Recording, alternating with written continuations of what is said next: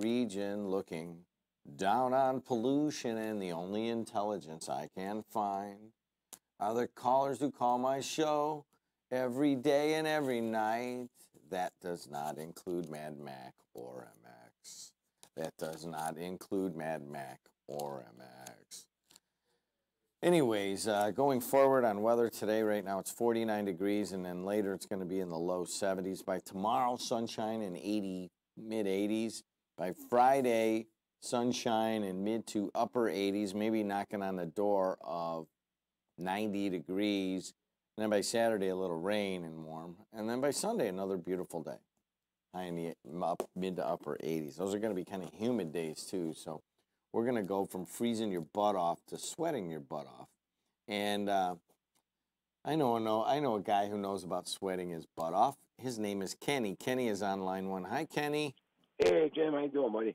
Morning. It's a beautiful morning. Oh, boy, it sure is. It's going to be, summer's here now, boy. Everybody wanted. Hey, you looking for a grizzly hunter? Just kidding. Would you? Somebody said, "Hey, Kenny, here's a gun. Kidding me? Here's a gun. Look that bear in the face and shoot him right between the eyes." Nah, I don't do that. I couldn't do that. I go grizzly hunting and find a tank or something, you know. But and I don't know I don't know what that means. You go. No, I mean, I'd be scared to death to get out there and try to find a grizzly bear that's 12 feet high and wanting to kill you. Oh God, no way. I'm with you because I would always think that one of the things you want to do in life is stay away from grizzly bears. I'm pretty sure I don't want to go out into the woods by myself with a gun or with another guy looking for grizzlies because that would be, that would be counterintuitive. Yeah, no.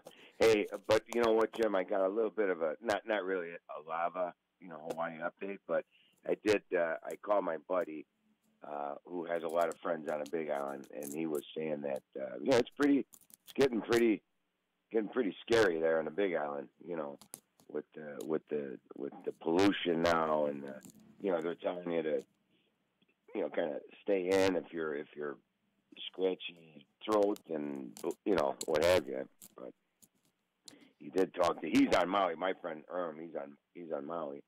He's like not even phased. They don't even know it's like they don't even know nothing. As long as the surf is up, he's fine. But what kind of people live on Maui? Jim, it was great. It was a lot of. I mean, there's a lot of local people. Hawaiian. What's the word? Hawaiians and Filipinos and Japanese and Chinese, a lot of Oriental people, but there's mostly, white people, what they call howlies. They call us howlies, effing howlie. It was pretty bad. Howlie? Howlie. That's what Caucasian is. They call it. That's what they called us. You mean like Howley Mandel? Yeah, not Howie, but throw an L in there. Oh, like Howie Mandel with an L. Like take the end of Mandel and put it into Howie, and then you'd get Howley. Is that like a racial slur of some sort? Absolutely. Oh yeah, probably not as bad as what's everybody thinks of, but but that's what they call us, But the good thing, Jim, the best thing is we're all there. We're all there from somewhere else. Like my buddy Erm, he was from New Jersey. He's the same nationality as I am. I mean, we hit it off, and a lot of people from California, Southern, all over California. But the thing is, we're all there together, and nobody had family there, so we all became family, and that was really, really cool. And you got to know everybody from everywhere. I mean, I knew. I neat people, maniacs. People from Maine, they call each other maniacs. They were cool people and tough people, but it was really neat. We're all there together, like I said. So we became family, and it hurt to leave, man. 18 years of friendship, and wow. One of the things going on right now, and we're talking to Kenny from Highland, and you watch the footage, and I got to be honest with you, I quit watching it because it's so painful. These people, they show these show the howlies, or they show the, the natives or whatever, and They're like looking and, well, there's, you know, the lava just overtook our house, and they're like, you got insurance? They're like, who sells insurance for volcanoes, right? No, you just lose your house and everything you got into it, and you're screwed. That's it. And can you imagine just that happening? Oh, wow, everything's gone. Here I am in my 50s, and now I got to start all over. You know what I mean? And that's what's happening. At least they're alive, but, and then all their memories, all their, you know, they can get some of this stuff out, but, you know, you lose, I mean, it's all gone. It's just crazy. It's just covered up. Yep. But that's Madame Pele. She's the Hawaiian goddess, man. I mean, and if you don't believe, you know, I mean, it's a weird thing, you know. The Hawaii is very, you know, Jim, honest to God, I was actually a carpenter, you know, at the Union there for some years, and you know, we built a Grand Hyatt. And there was a lot of burial grounds that they, you know, right on the ocean, you know. And, Jim, there were people that said they confronted like 9-foot, I swear, you know, 9-foot Hawaiians, like in these little corridors where, you know, where like the waiters and stuff would go take food to the, you know, like these almost like underground corridors or whatever, if I'm saying it. But there's been sightings of old. Oh my God, I got the goosebumps just thinking about it. But there's a lot of. It's very spiritual, and I guess that's kind of one of the words I'm trying to think. But it's weird. I mean, it's don't mess around, man. And Madame Pele right now, boy, she's throwing off some heat, man. I mean, I guess one guy got hit with a piece of lava, and it just goes right through you. I guess there's been one injury. You know? Yeah, the thing that is really worrisome is when that lava hits the salt water. And then evidently it has some sort of weird chemical reaction, and you can't breathe it. And that's what they're worried about, is if it just starts pouring in there and then you get a bad wind that blows it all right over all the people. Yeah. I mean, don't you think at some point you would just say, hey, I'm getting out of here? But man, most of them are staying. It's crazy. Well, see, because I remember like in 1980, when they had, it was all coming from the one place, like a volcano. It's like a city. But now, they got these little, I forgot what they call them. They got these little shoots just coming out of nowhere. And it could be your backyard. It could be underneath your house. It could be, and that's really what's scary. You don't know where it's coming next, you know. But it was real predictable. Like I said, 1980, when we had the big Jim, we were there. It was 1,000-foot fountains. I mean, it was incredible. We talk about a light show, but all right, man. Well, you know, we're all thinking about them, but it's also kind of hard to think about them because every night you see the same thing, and it's just getting worse. Yeah. And hopefully it'll just recede. All right, Kenny, it's good hearing from you, my friend. Okay. Hey, 219-845-1100 is the number here. We're kind of stalling until Senator Doe Johnley calls in here. He is running against Mike Braun. We'll ask him about that. We'll see what else is going on in Washington, D.C. Be right back on the voice and face of the region. JED's Garden Family Restaurant, located at the corner of Klein and Ridge, is Griffith's locally owned family restaurant with a down-home feel and made-from-scratch favorites you will love. Open daily from 5 a.m. to midnight, JED's has you covered with breakfast omelets, salads, stir-fry, seafood, and steak sandwiches. In addition to our award-winning lemon rice soup, 4 additional soups are served daily. Along with our recently expanded spirits menu, Mondays are half-price margaritas, and Wednesdays are $1 off domestics. Mention WJOB for 20% off your order. We'll see you at JED's at the corner of Klein and Ridge. For a fast and friendly car wash, go to Easy Clean Car Wash. Easy Clean is happy to announce their new location's grand opening at 1637 45th Street in Griffith. Open 6 a.m. to 8 p.m. 7 days a week. Or stop by one of our 3 other locations in Highland, Cherville, and Lansing. Free vacuuming, carpet shampooer, air freshener, and towel with every wash. And it's fast, easy, convenient, safe, and gentle. Go to myeasyclean.com for more information.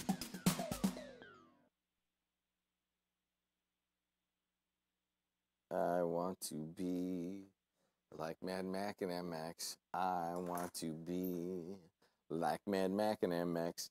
I want to be like the pretty people on my TV. Now you can. All I need are gleaming white teeth. We can help you. Can you find the right dentist for me? Dr. Andy Coulteritis, he does cosmetic dental. Will he hurt me? No, he's gentle. I'm terrified of pain. He's the kindest in the land. He sounds great. Could you repeat his name? Dr. Andy Coulteritis, 219-836-1111. Thanks. I'm on top of the region looking down on pollution, and the only intelligence I can find are the ones who call my show and talk with me on the air. 219-845-1100. 219-845-1100. You can also watch me on Facebook, Twitter, and YouTube if you want right now. And let's take a look at what's going on in the weather. It's a beautiful day, beautiful morning, and I think that's why I'm in such a good mood, other than the fact that I got woke up in the middle of the night. And we get a high of, say, low 70s this morning. And you right now have 49 degrees at local 41 in Munster. It is 48 degrees at local 697 and certified electrician in Maryville. You can see that beautiful windmill they have up over I-65. And yesterday it was whipping around. I went out to Crown Point for the girls' high school softball sectional. It was cold, but if you did not go and you're a softball fan, you missed two amazing games, as you're going to hear from Will Hatzel here in a second. And that is that, are you sure that's not him? All right. And then, so Lake Central beat Lowell by 1, and Lowell had the tying run right there on third base. It was a second or third in the 6th inning, couldn't get it across. So Lake Central was a favorite, almost got upended by Lowell. And then, believe it or not, going into Kankakee Valley and Munster, KV was the favorite, and they pulled it out, and barely was a 5-4 win. So KV and the Lake Central, the two favorites, move on in that sectional. And what a beautiful environment. They actually have a stadium. I had not seen it. Ryan, had you seen that softball stadium? Yeah, Ryan's back, by the way. It's good to have him back. I mean, in the old days, I would, when Ryan would go on vacation, in the old days when is that in? All right, good. Hey, listen, when the old days, when Ryan would go on vacation, I would just not do the show because we just worked together so well. And then he just got back. But anyway, so I went out to Crown Point. It's 49 degrees, goes up into high in the low 70s. And then am I on the air right now? There you go. Hey, Senator, how are you? Good morning. How are you today? I'm doing excellent. Where are you calling from this morning? I am calling from Washington, D.C., and am getting to Chicago Thursday night, and in the region Thursday night about an hour later. So you fly in to, Midway or O'Hare most of the time? I do. Yeah, I fly into Midway or O'Hare and then come on back home. Yeah. And come right through the region. Do you like the Skyway or do you like the Borman? You know, it's like 6 of one, half dozen of the other. The biggest challenge with the Skyway is sometimes they get hung up at the gates there at the toll booth. But I'll usually shoot across on the Skyway over to the toll road, and then head home that way. That's usually the way to go. I sometimes, like when I go to O'Hare, I've been using the Borman a lot. The biggest challenge now, or one of them, and it's not too big a challenge, but they've got that road blocked off right after the toll on the toll road, so you have to shoot up about another 5 miles, take 65 down, and head over. Oh, you do know the game, man. That's pretty good. Oh yeah. You almost sound like a region rat trying to get away from all of our traffic around here. One of the things that you may have noticed is that the price of gas has gone up pretty quickly here in the last couple of weeks, but also a good choice is biofuels, and I saw that you had something there, and it may be getting ready to get signed. Tell us about it. Yeah, we have legislation that we're trying to get passed right now that will enable everybody who's driving to have more choices in their fuels, so that ethanol, the price of biofuels, is a lot lower than gas right now. Gas has gone through the roof. Ethanol stayed the same or lower. And what we've seen is that at this time of year, there's a federal rule that says you can't go above 10% in the blend. If you go up to 15, 20, or those kind of things, you get a much less expensive product at the same time that you have higher octane. So it's a win-win, and it's also cleaner.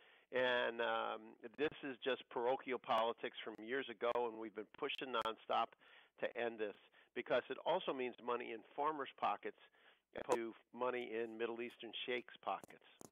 Talk to us about lending to small business. There is a fallacy that it's easy for a bank. I mean, since the economy's going so well, that smaller businesses can walk into a bank and get money. I can tell you this: that ain't the case. What are you doing about it? Well, we were able to get passed yesterday. It's going to be signed by the president in the next few days. Legislation that reduces some of the restrictions on the smaller banks in terms of they have to do the same reports for 2 or 3 different regulators. And what we're saying is, look, don't make them do the same thing 2 or 3 times. When you do it once, that should be enough. So we're still safe, we're still stable, but what it does is it eases their burden a little bit, the banks and credit unions, so they can make more loans to small businesses and to homeowners. So a People's Bank will have less rigmarole they have to go through, but the system will still be as safe and stable. Laura McLinn. What a champion. So Laura is the face of, in many ways, what's called right to try legislation. Laura is from Indy. She and Jeff have a little boy, Jordan, 8, who has Duchenne's muscular dystrophy. And she's fought nonstop, and I've stood there with her step by step to get laws passed. And what it does is it makes it so that if you have a life-threatening condition, you can make the choice to try a medication that hasn't been fully passed by the FDA, that has gone through phase 1 trials, but is in trials but hasn't reached the final goal. So in effect, Jordan has Duchenne's muscular dystrophy. Other people have ALS. There are drugs that are in process that may help, and the law says, you can't have them. In Germany, you could have them. In England, you could have them, but not here. And so we got legislation passed yesterday that will enable us to make our own decisions if we want to try that, if we want to take a shot at taking care of ourselves. And Laura's been one of the pioneers in helping get this across the finish line. I'm so proud of everything that happened with this. Senator, what committees are you on that might relate to international relations? Well, I'm on the Armed Services Committee, and that's the defense of our nation. We're actually in the middle of writing our bill right now, and that involves my particular work involves North Korea, especially because we work with ballistic missiles, nuclear weapons, all of those kind of things. And so I've been involved in trying to get North Korea to the table and then trying to get them to be in a position where they're more of a part of the international unit as opposed to just going rogue. What specifically do you want to see out of the North Korean in the next couple months, all the negotiations that are coming down the pike? Well, I would love to see a commitment by Kim Jong-un that he's going to get rid of his nuclear weapons. I don't know if that's going to happen, but we can certainly make progress in making sure there's no more tests, in making sure that his facilities become available for inspection, in making sure that he doesn't move any further in development. And the more he mainstreams, the better this situation becomes. Senator Joe Donnelly, the great state of Indiana senator, it is coming up on elections, so it is an open invitation for you to make one of those stops on your drive through the region. I would love to. Just a few blocks away, I'll run over here and maybe we'll talk a little politics at one point. How's that sound? I'll bring the donuts and coffee, too. You got it. Thanks a lot, Senator. All right, thanks, pal. Bye-bye. Talk to you. Hey, guys, be right back on the voice and face of the region. Click! When you're in the dark, where do you turn to find a trusted professional who can assure the safety of your home or business electrical system? Certified Electrician is here to help. Looking for a highly skilled electrical contractor for your next construction project? CertifiedElectrician.com is where to find one. We connect you with screened electrical professionals living right here in Northwest Indiana. Experts in residential, commercial, voice data video, and signage. Certified Electrician can fulfill all your electrical needs. Visit CertifiedElectrician.com. Eduardo's Natural Pizza in Munster has built a reputation for serving the finest Chicago-style stuffed pizza, loaded with fresh and natural ingredients. Not interested in stuffed pizza? Eduardo's has the best thin crust pizza, appetizers, salads, pastas, and more. Pick up a half-baked pizza from Eduardo's to take home and bake at your convenience. It's the perfect solution for those hectic nights. Eduardo's is located at 7920 Calumet Avenue in Munster. Dine in or carry out by calling 836-2010. Men, are you taking Viagra or Cialis for ED? ED should not stand for expensive drugs. If you're taking Viagra, talk with your doctor about Sildenafil. Now you could get the same active ingredient in Viagra in generic 20-milligram tablets for less than $2 each, saving over $30 per dose. Available at Vito's Pharmacy. Call us 219-228-7200 or visit us at Vito'sPharmacy.com. Vito's Pharmacy. Here in Indiana, the Trump tax cuts are already working. Hoosier businesses are hiring, raising wages, and giving employee bonuses. In Washington, Senator Joe Donnelly said this: if they bring a good tax bill before me that helps middle-class families, count me in every time. Listen to President Trump on Senator Donnelly. Joe Donnelly voted no on tax cuts, and he voted no on canceling job-killing regulations, which may be even more important than those incredible tax cuts. Donnelly voted no on tax reform, even though the average Indiana middle-class family will receive a tax cut of more than $2,000. It's time for Senator Donnelly to change course. Call Joe Donnelly at 202-224-4814. Tell him the Trump tax cuts are working and to vote yes on S-2687 to make our tax reforms permanent. Paid for by One Nation, www.onenationamerica.org. Knock, knock, who's there? Mike Brown. Mike Brown who? Knock, knock, who's there? If you guys are watching on Facebook, Twitter, or YouTube, and I wish that you would, hey, I got some news for you guys. You guys listening? We have to put the TV back in here, okay?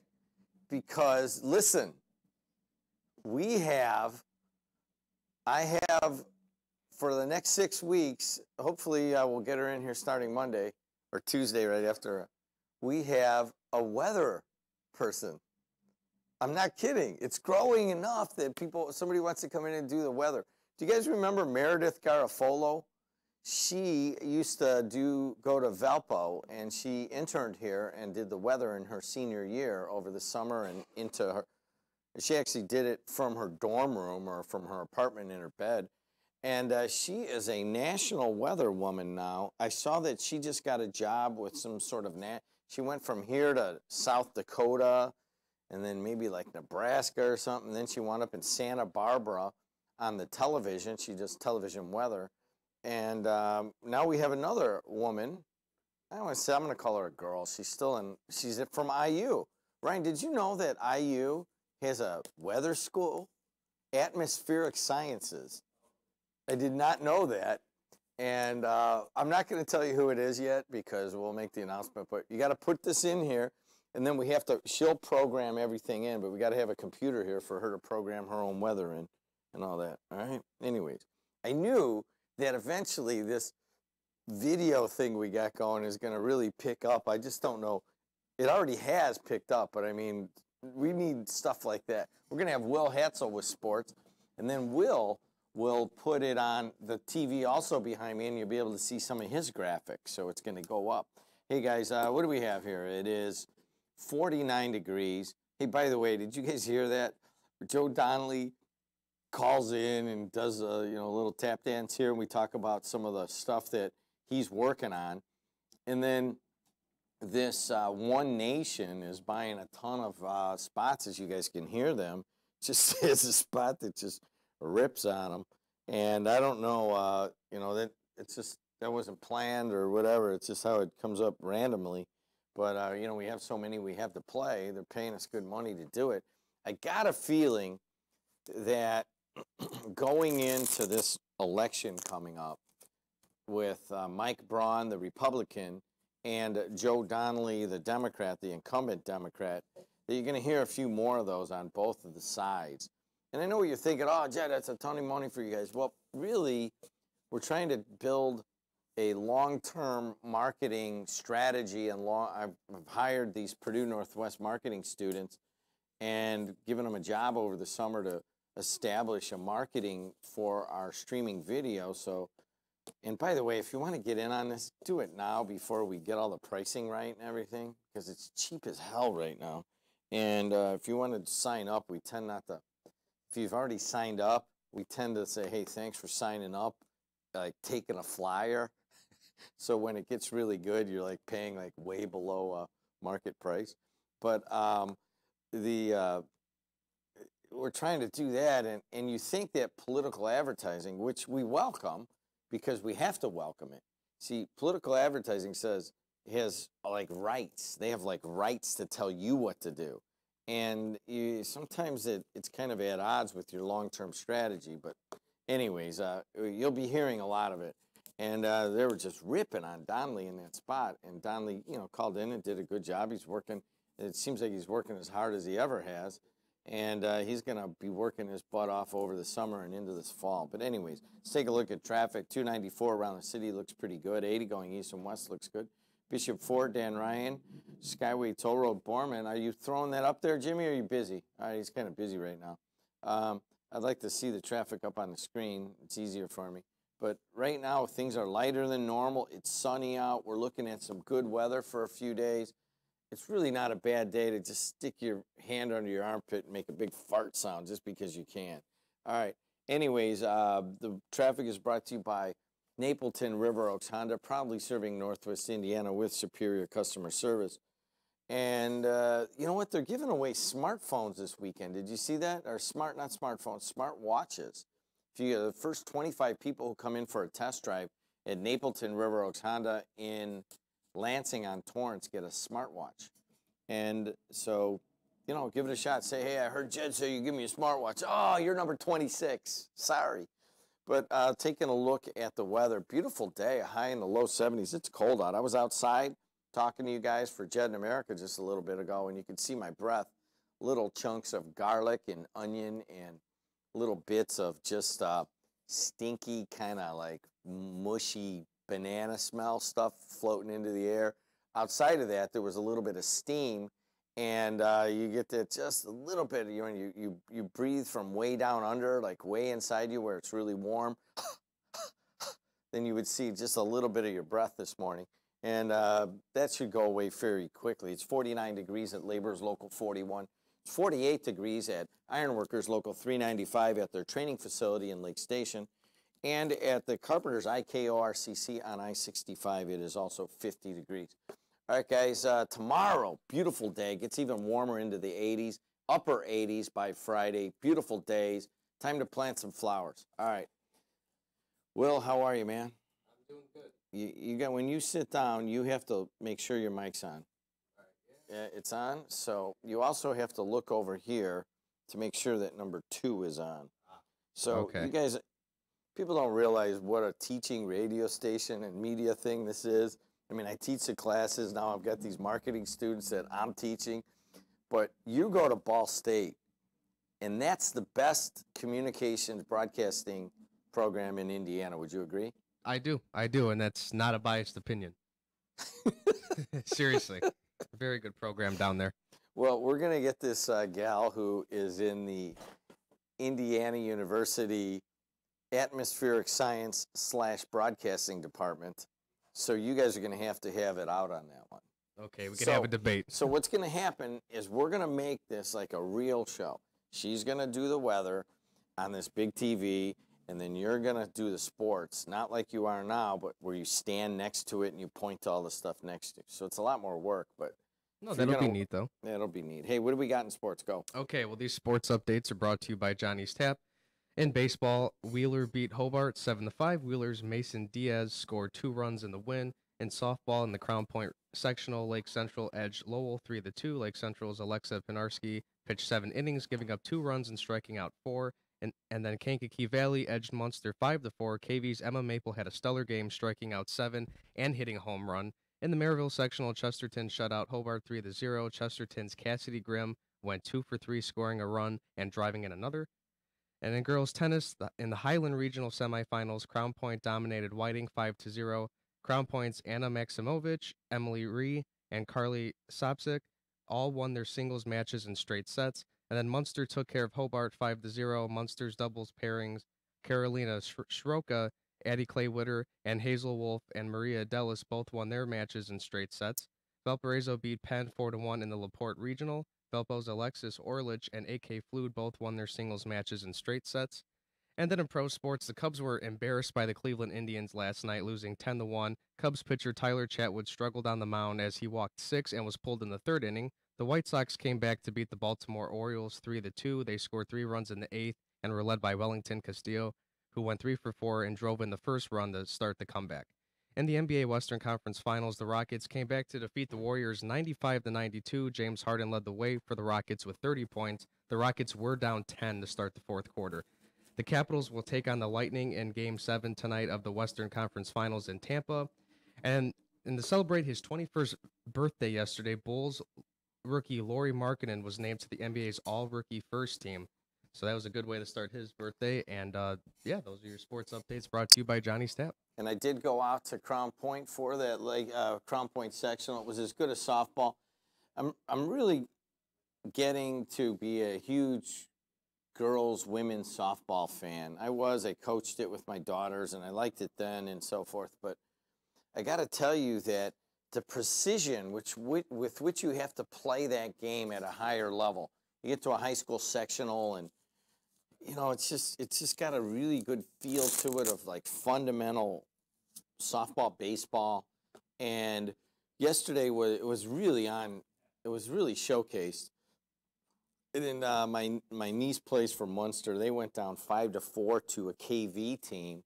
They had a number of, one of the girls was from Morton and had moved to DeMotte, and they had a number of North Lake County people that actually had moved down to DeMotte, and they were able to beat Munster, and that's a big win for KV's program. Even though KV might have been slightly favored, because they've been doing so well over the years, they get pushed up on the classes. But they have a senior pitcher, Emma Till or something, Emma Maple. And I got to tell you that when KV and Lake Central square off, and that is, you're going to, on the next sports update, you're going to tell me exactly when that is, so that I could tell people that not only will KV and Lake Central will play, and then the winner of that will get Crown Point.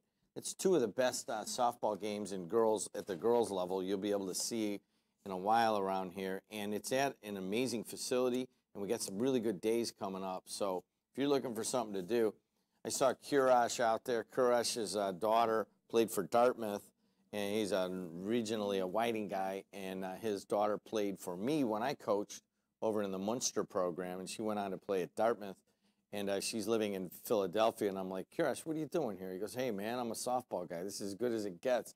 And he was right, and there were a lot of people just hanging out that didn't have anything to do with it. And then it's almost like a minor league stadium there at Crown Point. I was incredibly impressed. I'd been to football games, I'd been to basketball games there and baseball games, and I never looked at the girls' softball facility. And now you know why they have the sectional. It is as good as it gets over there. So get on out there. Great softball yesterday. Munster's season is done, and Lowell's season is done. A little bit of crying on both sides, but yeah, I'll tell you what, it was good competition. All right, thanks a lot, Will. I want to know when Lake Central and KV face off and exactly what time that'll be. All right, guys, let's take some phone calls. I got some stuff. It's tomorrow night? Is it? It's tomorrow night. What time? It's second game. So one of the problems is I went out there. It was a 6:30 scheduled start for Munster KV, and they didn't start till like 7:25. The Lake Central Lowell game went very late, and it came down to Lowell in the bottom of the 7th having a chance to win it, and they did not pull it out. That would have been a pretty big upset over Lake Central, but they didn't get it. They lost 3-2. All right, what do we have? Let's take some phone calls. I got just stuff to talk about, but I'd rather just have you guys tell me what to talk about. Let's go to Dave from Gary, formerly Dave from Highland. Dave, how are you? Hey, Jed. What a beautiful morning. It's a little hazy, but the sun just popped through, and it's actually super nice, and everything is amazing how green it got in just 2 weeks. It went from sticks to big, huge green trees in less than 2 weeks. It's something. You know what? Let me comment on that. I mean, It has been nasty out for a long time, and this is about as bad a winter as I can remember. Not the coldest winter, not the coldest winter, but the longest and the grayest that I can remember since even when I was a kid. I remember the late 70s had bad winters, but they were really cold, and there was like cold and brisk sunshine a lot of. Yeah, we didn't have much of that. No, I thought it was the coldest April, like the second coldest April on record since like 1857. It was challenging. I mean, mentally, it was. You know, we all got up, but I mean, you need that. I mean, we had like sun deprivation. You know, I mean, it's just. I agree, but the good side of that is you're right. You drive around right now, and I have a crappy lawn because I have so many trees. And even in areas, and I've been trying to grow grass, and I've put sod down, in areas where I've never been able to get any sort of sprouting or any sort of fluff to the grass, I'm getting it this spring. And I'm hoping it sticks, but it probably won't. But, I mean, it's as fertile as it has been. And it looks beautiful to drive down the streets right now. Yeah. You know, I'm going to run back to sports real quick. Then I have a comment I want to make. What was the girl's name? She was either from Whiting or Clark. A really good pitcher.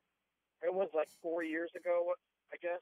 You remember what her name was? She was just like undefeated. She was, you know, there was no doubt she was going to some college somewhere. But, Ryan, what was her name? Or Jimmy, I forgot now. It's just the Whiting pitcher, the girl. Somebody text me too. What's that?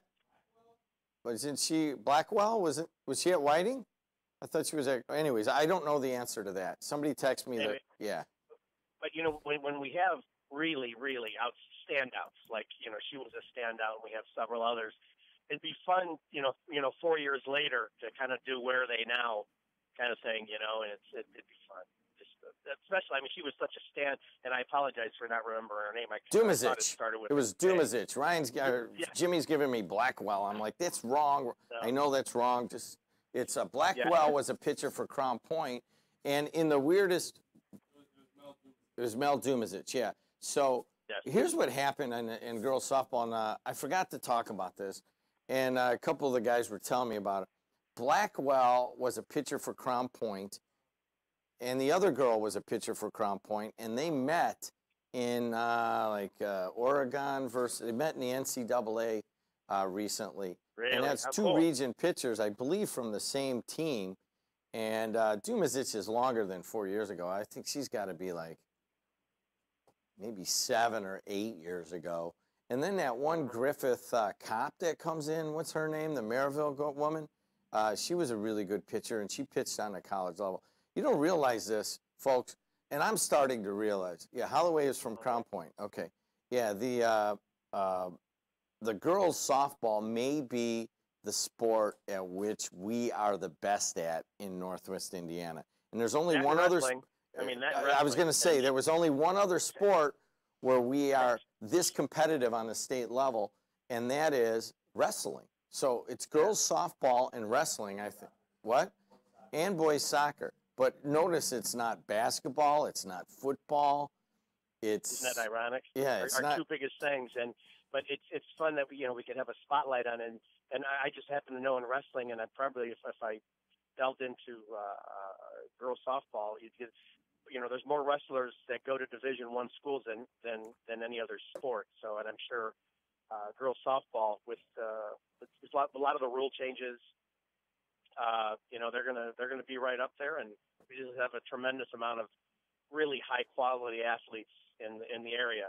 And I was gonna make a Trump comment, but I'm not, because I just want to finish it with that positive note that we have some amazing young adults coming out of the region in sports. And sports we don't think of every day, and you're shedding a light on sports. It just, you know, it was always basketball and football. So thanks for shining a light on the other sports that are really, really doing well in the area. Thanks a lot. Talk to you. You know what that means for our broadcasting going forward? I got all these students, right? And we have all of these Purdue North. Whoa, I just spilled my latte. Can you guys help me out here? Somebody help me out with some paper towels? Thanks. It's the second day in a row. We have all these P&W games that we do. By the way, is today the press conference? Tomorrow. Tomorrow is the press conference. You'll be able to watch live on WJOB. at 12:30, and I think he kind of scheduled it that way. 12:30 is a good time to, you can figure that out pretty easily. Tomorrow at 12:30, turn on your phone on Facebook, and you'll be able to watch Boomer Roberts, the new Division II coach over here at Purdue Northwest. I'll be there. I'll ask him a couple questions, and some of the other media will be there, and we'll introduce the guy to the Calumet region. I don't know much about him. I don't know what his demeanor is. We're going to find out what kind of basketball he wants to play. Does he slow it down? Does he concentrate on defense and play like Princeton? Or does he, kick it up and just want everybody to shoot threes like Tom Medjesi over here on the women's program at Purdue Northwest? I don't know. I don't know anything about his teams, but he'll be able to tell us about what he's hoping to build here. Once again, remember, Purdue Northwest has gone from NAIA to Division II, and I got to tell you that it's getting pretty good, man. It's really kind of cool to watch some of these sports really rise in terms of the level of competitiveness. All right, what else is going on in the Calumet region? It's going to be kind of hard to read all these papers and all my notes here that are covered in coffee and latte. But Maryville has a new school, head of their schools, and that's going to be a guy by the name of Nick Brown. He'll be the 4th Maryville superintendent in the past 5 years. He's a former Valpo principal, and also former Valpo High School principal Reed Amonis, who resigned abruptly last year, was named director of personnel. Assistant Pierce Middle School principal Nick Petralia was appointed principal of Salk Elementary. So a little bit of changes there. What else is going on around the Calumet region? Now, we talked a little bit about this yesterday, and that is that Councilman Alden Strong is seeking a recount in the May primary just last week. And he lost by 2 votes to a guy by the name of Christian Jorgensen. Ryan, can you schedule phone calls with both of those guys? All right? I just want to hear what Jorgensen's platform is.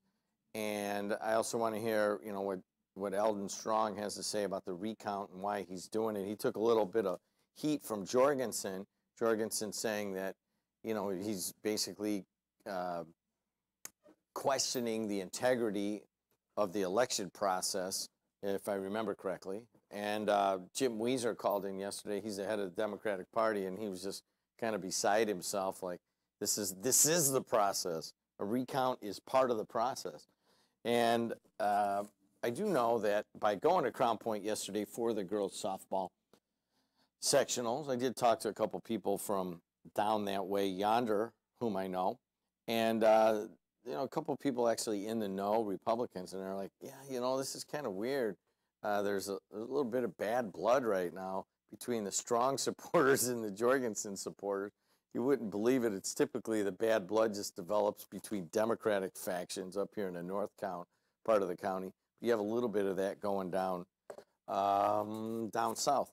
All right, according to the Times front page on their story, is the city of Gary's deputy controller remains on leave, and her former boss's $17,000 consultant contract was terminated after a review of records revealed millions in restrictive EMS funds were improperly used for years to cover the cash-strapped city's payroll and other expenses.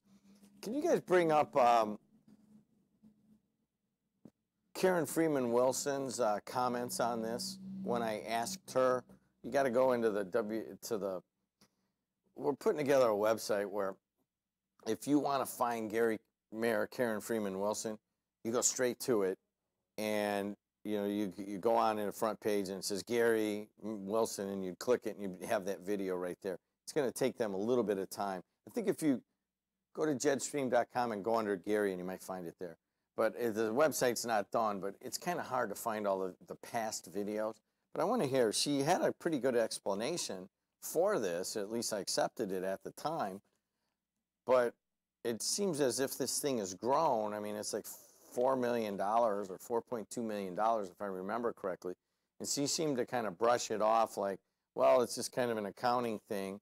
And we'll hear what she had to say on that. But the decision to cancel former controller Salita Green's 9-month contract signed after her March retirement to assist the new controller in the transition rested with the mayor's office. So far, the city's financial review has determined $7.7 million now was improperly transferred from the city's ambulance fund, and that was from 15 to March 31st, so January 1st of 15 to March 31st of this year.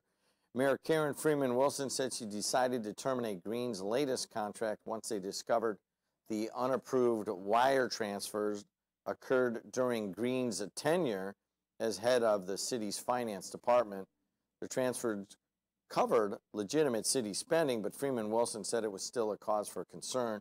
And I want to be clear, they clearly violated the policy, but I also understand that they were attempting to get things done.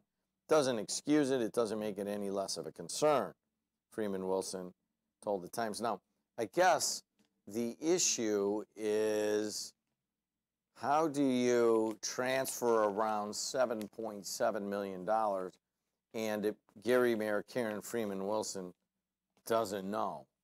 And here is it. You're going to play it? Can you play it? Nope, you cannot play it. All right, good enough. They can't find it, but that'll change. We're categorizing and cataloging all of the videos so that they can be easily found in the future.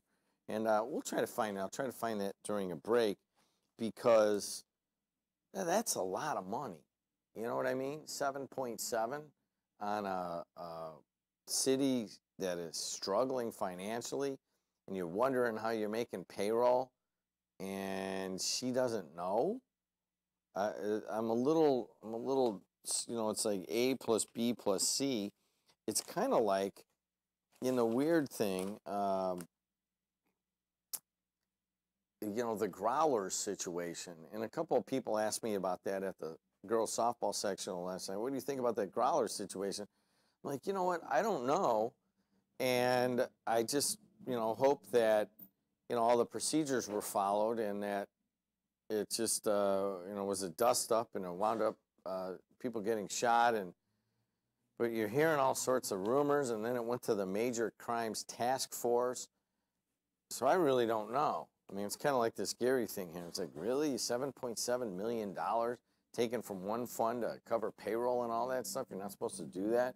What would have happened if Gary didn't do that? What's going to happen going forward if they don't have that money to rely on? I mean, there's a lot of questions that are not answered in that. Hey, guys, you guys want to call in? What are you guys doing? I got Curtis Hill in a little while, but I'd like to hear from you. Whatever's on your mind, how excited are you that it's this nice out today and we have 2 more days coming of it? Because has anybody just realized that you weren't feeling all yourself for, I think Tuesday morning was the pits. You know what I mean? First of all, it wasn't supposed to be so nasty as it was all weekend, and then it was about as nasty as it was, and it went into Monday. And then it was Tuesday morning, and we're like, again, it's gray, it's nasty out. What do? You just feel like crap about certain things. But now today, it's the exact opposite. It's beautiful out. Be right back. At Corellis Roofing, we recognize that our employees are our biggest asset. I don't know if I picked roofing or roofing kind of, fell on me. My name is Phil Youngie. I am a project manager here at Corellis Roofing. I came in here as a roofer. Here I am 20 years later, managing $1 million projects. If you're willing to put hard work in, willing to do your time, the opportunities are wide open here at Corellis Roofing. If you're willing to work hard, we have a place for you at Corellis Roofing. Ogren Insurance has been serving the area since 1947 and provides insurance for life, home, auto, business, and more. If you're looking for one-on-one service, the best rates, knowledge, and experience, Ogren Insurance is your agency. Our #1 goal is to provide you with the coverage you need at the most competitive price. To learn about the insurance solutions and services we offer in Indiana, Illinois, and Michigan, call 219-933-0076 or see our website, OgrenInsurance.com. Ogren Insurance, 6929 Holman Avenue in Hammond. Accidents happen. Be protected with Ogren Insurance. St. Catherine Hospital is celebrating 90 years of dedication to advanced technology, patient satisfaction, and quality care in Northwest Indiana. Join us on Tuesday, June 19th from 2 to 6 p.m. for our anniversary celebration. Tour our new South Lobby and outpatient pharmacy. See our Da Vinci surgical robot, free screenings, take a journey through the history, and get a glimpse into our future. St. Catherine Hospital has been working for a healthier you for over 9 decades. Don't miss this 90-year celebration on Tuesday, June 19th at 4321 First Street in East Chicago. To register, call 219-836-3477. Well, we did an accounting of the process, and in fact, we reported this out to the council on Friday, and it turns out that dollars from that fund were spent to make payroll, and that was not illegal. There it is. That was the explanation we were looking for from Gary Mayer, Karen Freeman Wilson. Good job on that. Ryan Walsh back in the saddle. He was gone for a few days. And I want to say thank you to Tony Ponick and Christina Cortez, along with Jimmy Mullaney and Will Hetzel. Anymore, it's just a lot of talent around, both the creative on-air talent and behind the scenes. And it's really showing up when Ryan can take a few days off, and, you know, we don't, in the old days, if you guys listen, remember I'd get all mad and yell at people, and I'd even take the days off when he was going to go because I'm such a baby, and that's not the case anymore. We got people that know what they're doing, so thanks a lot. But it's good to have Ryan back, believe me. Hey, guys, let's take a look at traffic. It's been a lighter than normal day, and I don't know exactly why. Maybe just people are so excited on the, you know, with the sunshine finally coming out, but 294 around the city looks pretty good. 80 going east and west looks good. The Bishop Ford coming up the gut of the Southland does start to get a little bit clumpy around, say, 115th Street, but you've certainly seen worse. And so what I got a little bit of problem early, too, like around Sibley. But other than that, moving along just kind of heavy up the Bishop Ford. And then you get to the Dan Ryan. That's actually not moving too bad right now. Skyway Toll Road are good. And the Borman's fine. I-65, US 30, and Klein Avenue all moving along pretty well. It's just the Bishop Ford. We'll keep an eye on it right now. It doesn't look that bad, though. All right. What do you have on, let's talk about Napleton. River Oaks Honda, proudly serving Northwest Indiana with superior customer service. And also, let's see, Kennedy Avenue, northbound detour at Lincoln is all backed up. Ryan, there was something else you had on, is that what you were talking about, Kennedy Avenue? Yeah, so where is that? On the exit? What are you talking about? All right, by Theo's? No, Vito's. By Vito's, okay. All right, so somebody hit a phone pole by Vito's on Kennedy Avenue northbound, so that is coming from Sherrville to Hammond, and there's some sort of detour there right now? Yeah, it's closed at Lincoln, so is that just on northbound or southbound? Both ways. All right, so Kennedy is closed through Highland. Is that what you got? Anybody else call me if they've driven through Highland, and just call me and tell me what you're seeing, all right? Because if that's closed between Highway and Lincoln, you have it closed on Kennedy Avenue. All right, so that's pretty big, because if you're going southbound, it's already a problem because a lot of people are getting off of Indianapolis Boulevard and going over to Kennedy because they want to miss all the backup. And so Kennedy's I'm going to drive that in a little bit here. Kennedy is bad. All right, NIPSCO and Town of Highland. All right, so somebody hit something right there by Vito's. And Vito's Pharmacy, don't forget you can get sildenafil if you want one hell of a weekend coming up your way. And they just tell them JED sent you, or Rick Kubik, who is probably, I'm so proud of Kubik. I really am. I know he texted me here because, you know, when a guy starts to find his voice, even at an advanced height and age, Your phone or light is outside on the window and is on. Okay, did you guys take, all right, they took the lights off the back there. Thank you. And you got to watch these things that Kubik puts up in our feed on Facebook. It really just kind of quirky, weird stuff, and he's the man to do it. Ask Donnelly how bad his vote against the Trump tax cut is going to hurt, because it's going to hurt really bad. That's another text that came in. Hey, Ryan, let's talk to Sean. Sean, what's happening on Kennedy Avenue there? Hey, so it's right by Ridge, like where Ridge goes over Kennedy. Both lanes are closed. Both lanes are closed to about Lincoln Street, and yeah, somebody hit a telephone pole, and it looked like it was about to fall over when I saw it, but yeah, it just looked like a real mess yesterday when I was driving by. Okay, so the telephone pole, if you're going over Ridge Road, you're going over Kennedy, you look to your, say you're going toward Griffith, you look to your right and you look down, that's where the telephone pole is, right? Yep. All right. Hey, Sean, thanks so much. I appreciate it. Yeah. Talk to you. Hey, Carpenter's Local 599 phone line. You know what that is? File that under Seek and ye shall find, saith the Lord. All right, what do you guys got going today? We talked a little bit about some traffic, a little bit about weather. It's 50 degrees right now. Labor's 41 in Munster, and it is 50 degrees at Ironworkers Local 395 in Portage, going up to a low 70s. And then tomorrow it gets into the mid to upper 80s, and then by Friday we're talking maybe upper 80s, and in the southern part of when they go to play the softball sectional finals, it could be 90 degrees down there at Crown Point. So yesterday I had one hooded sweatshirt on and went back to the car and got another hooded sweatshirt on, and it easily could have had gloves and a hat on and not been, like the Lowell coaches and the Lake Central coaches that were hanging around. They had winter coats on, and you had a winter coats on yesterday, and then by the finals you're going to be in shorts and a tank top, and hopefully there'll be some halter tops out there also. Let's talk a little bit about what's going on in Highland once again, right near where this telephone pole was knocked over. There is an update on the Growlers story.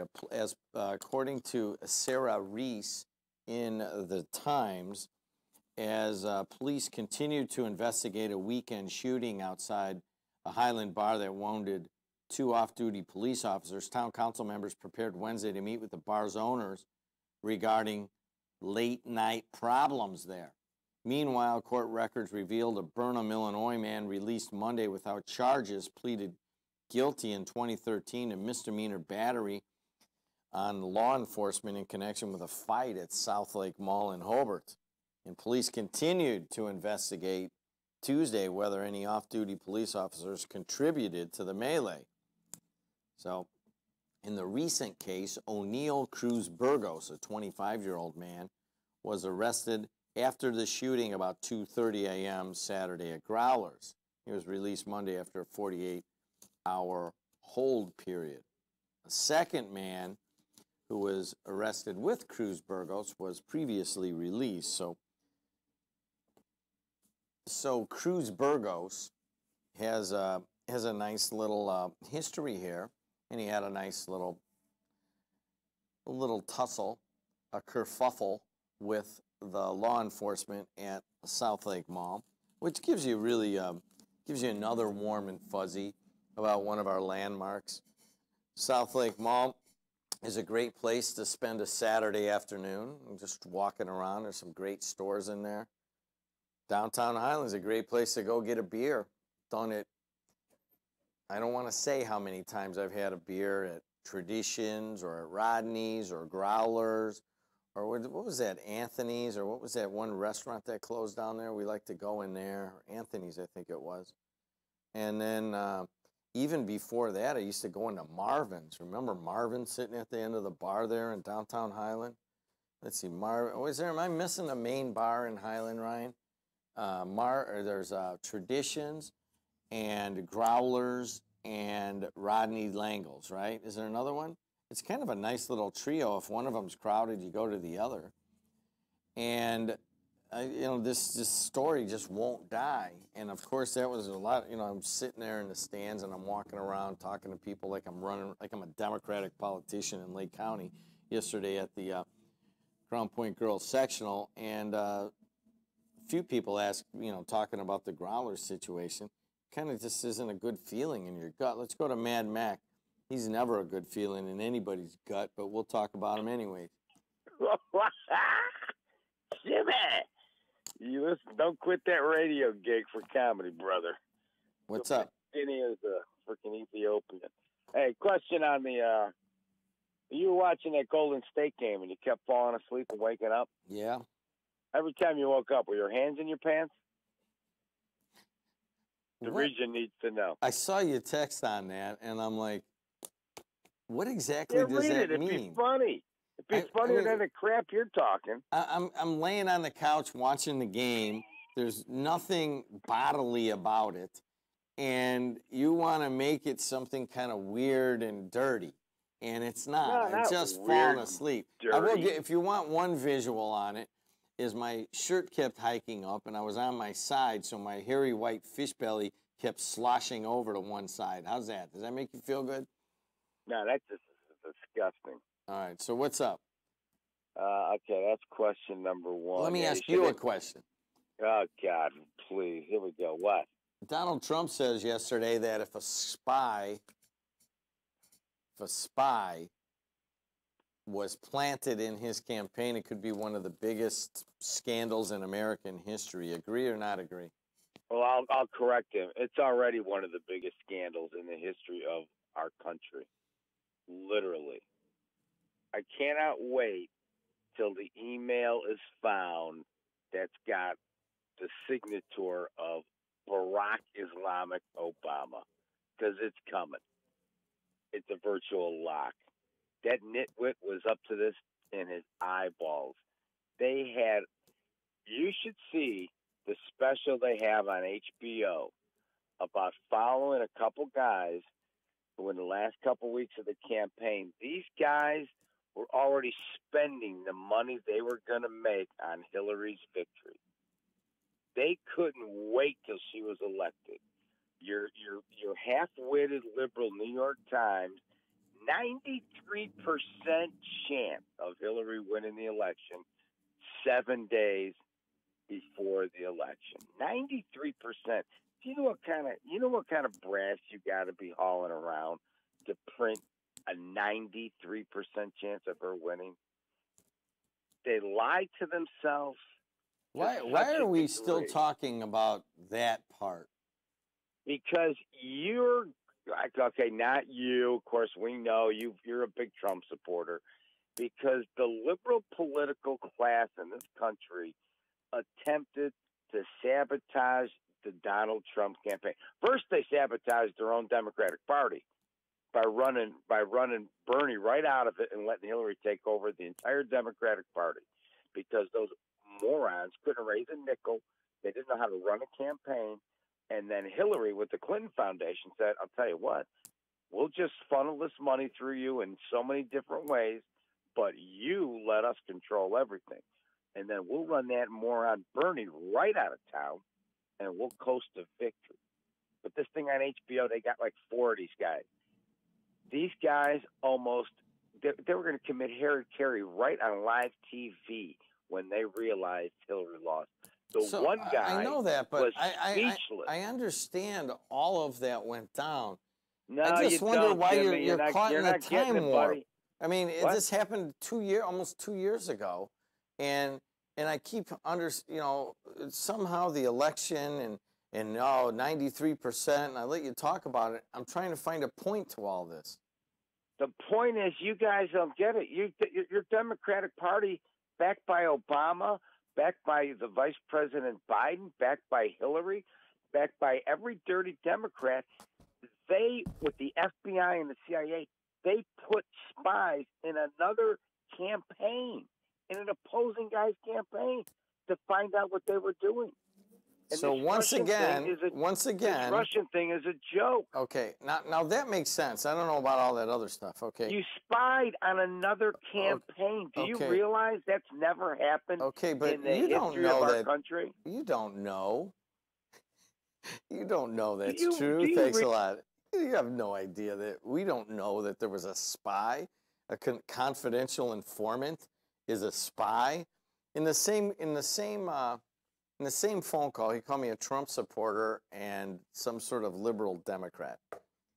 And that happens from time to time when you just try to figure out what's going on. But typically what happens is you have no friends when you, in a world in which everybody takes sides these days, you wind up just having no friends. But anyway, I don't know what to do with that. I do want to see what Lefty's doing because we have to. What's up, Jed? Hi, how are you? Good. Hey, before the Trump campaign and stuff, you had that intermodal project going on in Hammond, and then right when Trump won the election, that Justin Murphy put that intermodal property up for sale. Whatever happened with that? Did the city of Hammond loan them a bunch of money for that? I don't know. I don't know. You know, come on, don't play stupid. I don't have to play stupid. Just kind of am a little bit stupid. So are you sometimes, to be honest with you. So, so you're talking about the intermodal facility over here by Gibson Yard, or what? Yeah, whatever happened? They're not going to build that big, gigantic thing McDermott was always talking about, how many jobs that's going to create. I don't know. I haven't heard anything about it in a while. Why, you just were thinking about it doing your morning constitutional, or what? No, when I hear Mad Mac telling you, you know, the way you guys were, that Hillary had this all in a bag, and you guys were planning all. I mean, not you guys, not you, Jed, but that Team McDermott was planning all this stuff with Hillary, and their plans fell through now. But did you see where Trump donated his quarterly salary to the VA?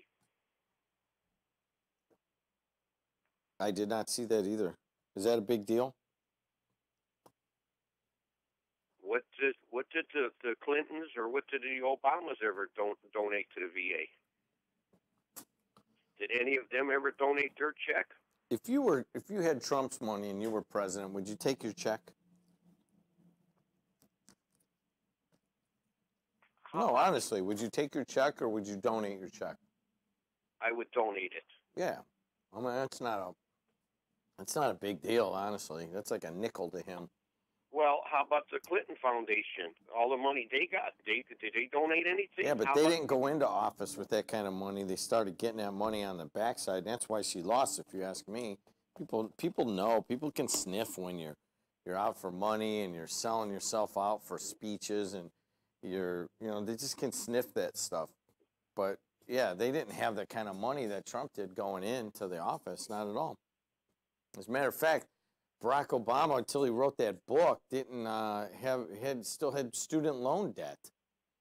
I mean, these aren't rich people going in. Trump going in, at least he says he's pretty rich. We don't know because we never saw his tax returns.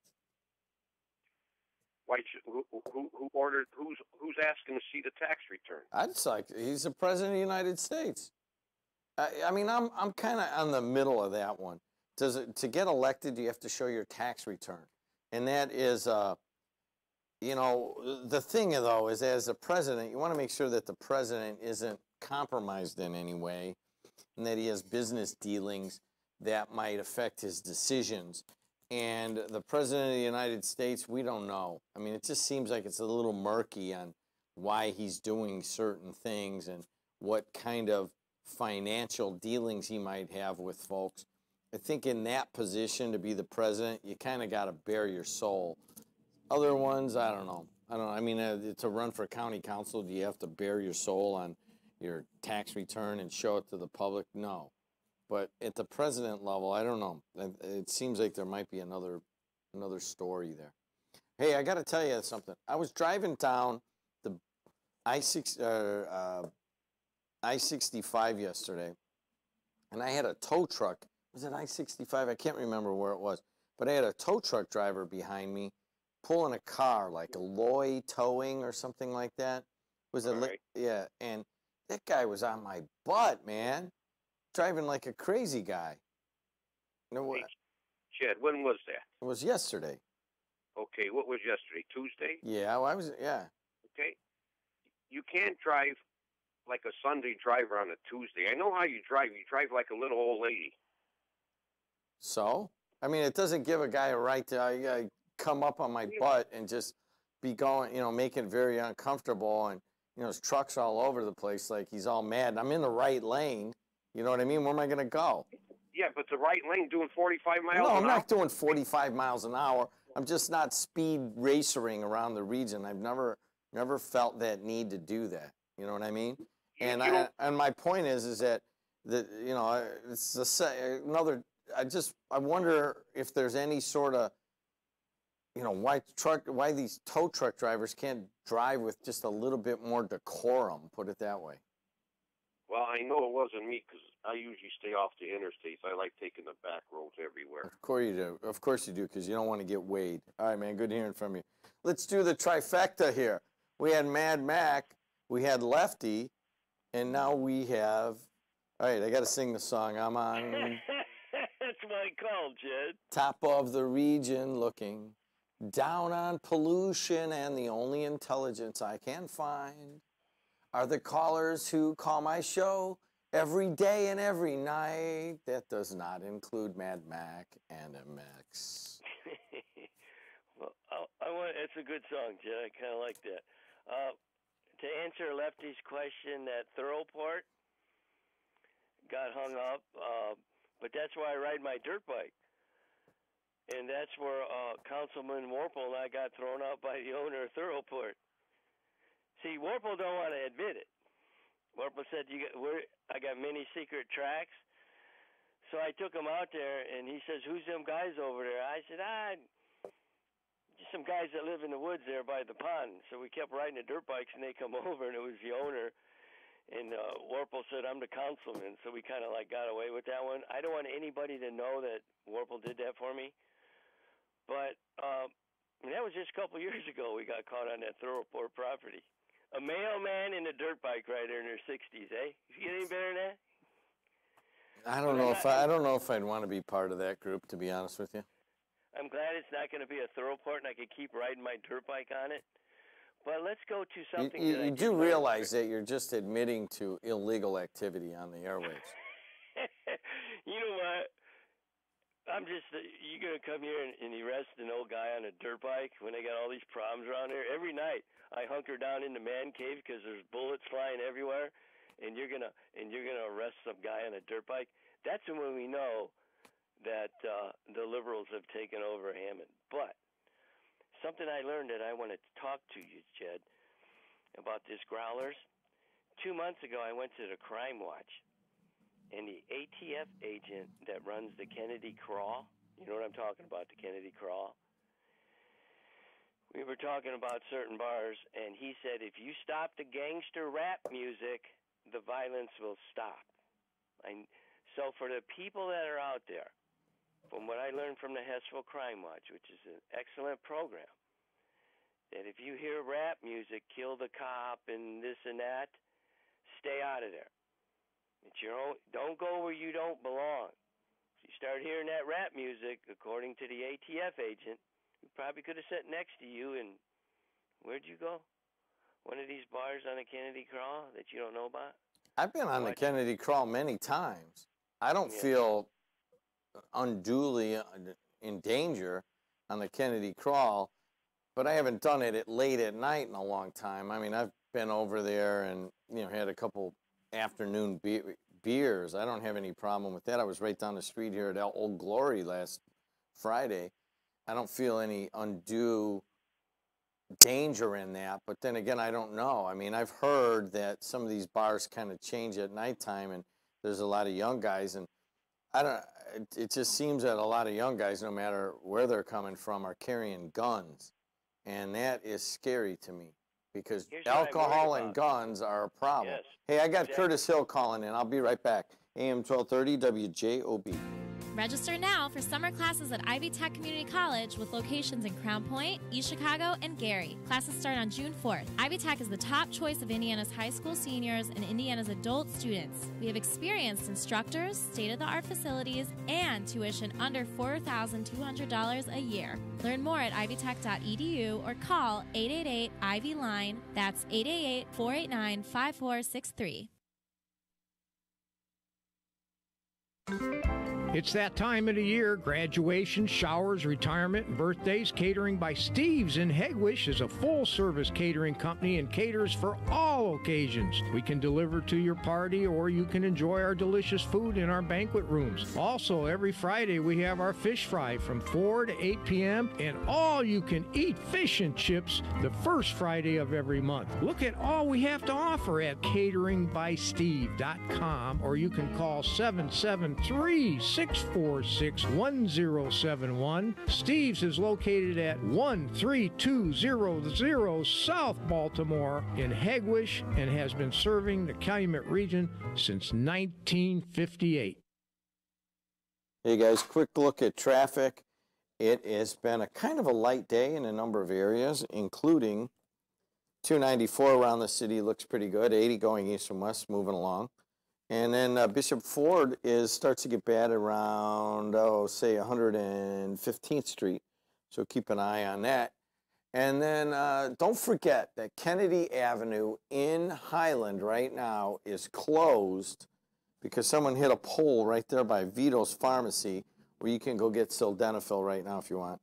And it is closed at Highway and Lincoln, so that's a problem because US 41 is, as you guys well know, under construction on that big bridge, and so a lot of people are using Kennedy. So I don't know what the traffic's like on that Indianapolis. I'm not seeing a big backup, but it certainly could be. And traffic brought to you by Napleton River Oaks Honda. Skyway looks good, Toll Road looks good. You have about average backup on the Bishop Ford into the Dan Ryan. Weather today, it's 50 degrees here at Laborers 41 in Munster, and Ironworkers 395 in Portage. It's 52 degrees. Goes up into the low 70s tomorrow, or low 80s, and then by Friday, upper 80s. Hey, let's go right now to Attorney General of the state of Indiana, Curtis Hill. Attorney General, how are you? I'm good, Jim. How are you? I'm doing the same as ever, man. It's beautiful in the region. It's been raining for like ever. And then all of a sudden the sun comes out and you feel like a kid singing in the morning. You know what I'm talking about? Absolutely. It's about time. Your life, Attorney General, how's it going? Anything special this week we need to know about? Well, we're just staying busy. We've got lots of things going on in the office. We've been doing some things with the current administration in D.C. that have been exciting, some great discussions there. So there's all sorts of things happening in the AG's office. All right, let's talk about one of them. I get asked this, and you give an update every so often on it, but I guess one of the things that's still on the mind of many people in Munster is the money that was paid to the two people in the superintendent's office, $850,000. Local judge said really Munster doesn't have a shot at it. You look like you were going to appeal it. Where's that sitting at? We're still in that vein. I believe that we have. I'm not sure if we've actually filed that at this point. I'd have to check on that, but that was certainly the posture that we had taken. We didn't believe that the decision that was made by the local judge took into consideration all of the appropriate factors, and so it's certainly our intention to address that with the court. All right, so there it is. All you Munster folks that want me to ask them, there it is. They're still intending to take a look. I believe that was Marissa McDermott on the original decision here in Lake County, and the Attorney General still saying that he's going to go after that. Attorney General, Gary, Indiana is a struggling city, and it has been for a long time. And there have been a lot of things that have been tried in Gary to revitalize the economy, to help with the infrastructure, to give the city some hope. And it isn't a hopeless situation, but there is a certain recognition that it has been struggling for a while. One of the things that is coming up is the 10-point program. and folks are talking about this and what kind of effect it can have in Gary. What is your role in this? Well, as you know, the 10-Point Coalition in Indianapolis, I believe, has been very successful at curbing youth gun violence in a particular age range in particular neighborhoods where it's been instituted. And it's a faith-based program that involves community engagement. It also involves a component of OGs, old gangsters, folks who used to live the life, who come in and provide some credibility to those in the streets to suggest that there's a better way. It's been successful. We identified it as a successful story in Indianapolis, and so my office partnered with the 10-Point Coalition, and with the goal of taking this formula and moving it around the state of Indiana to areas that could possibly benefit. And one of those areas is the city of Gary.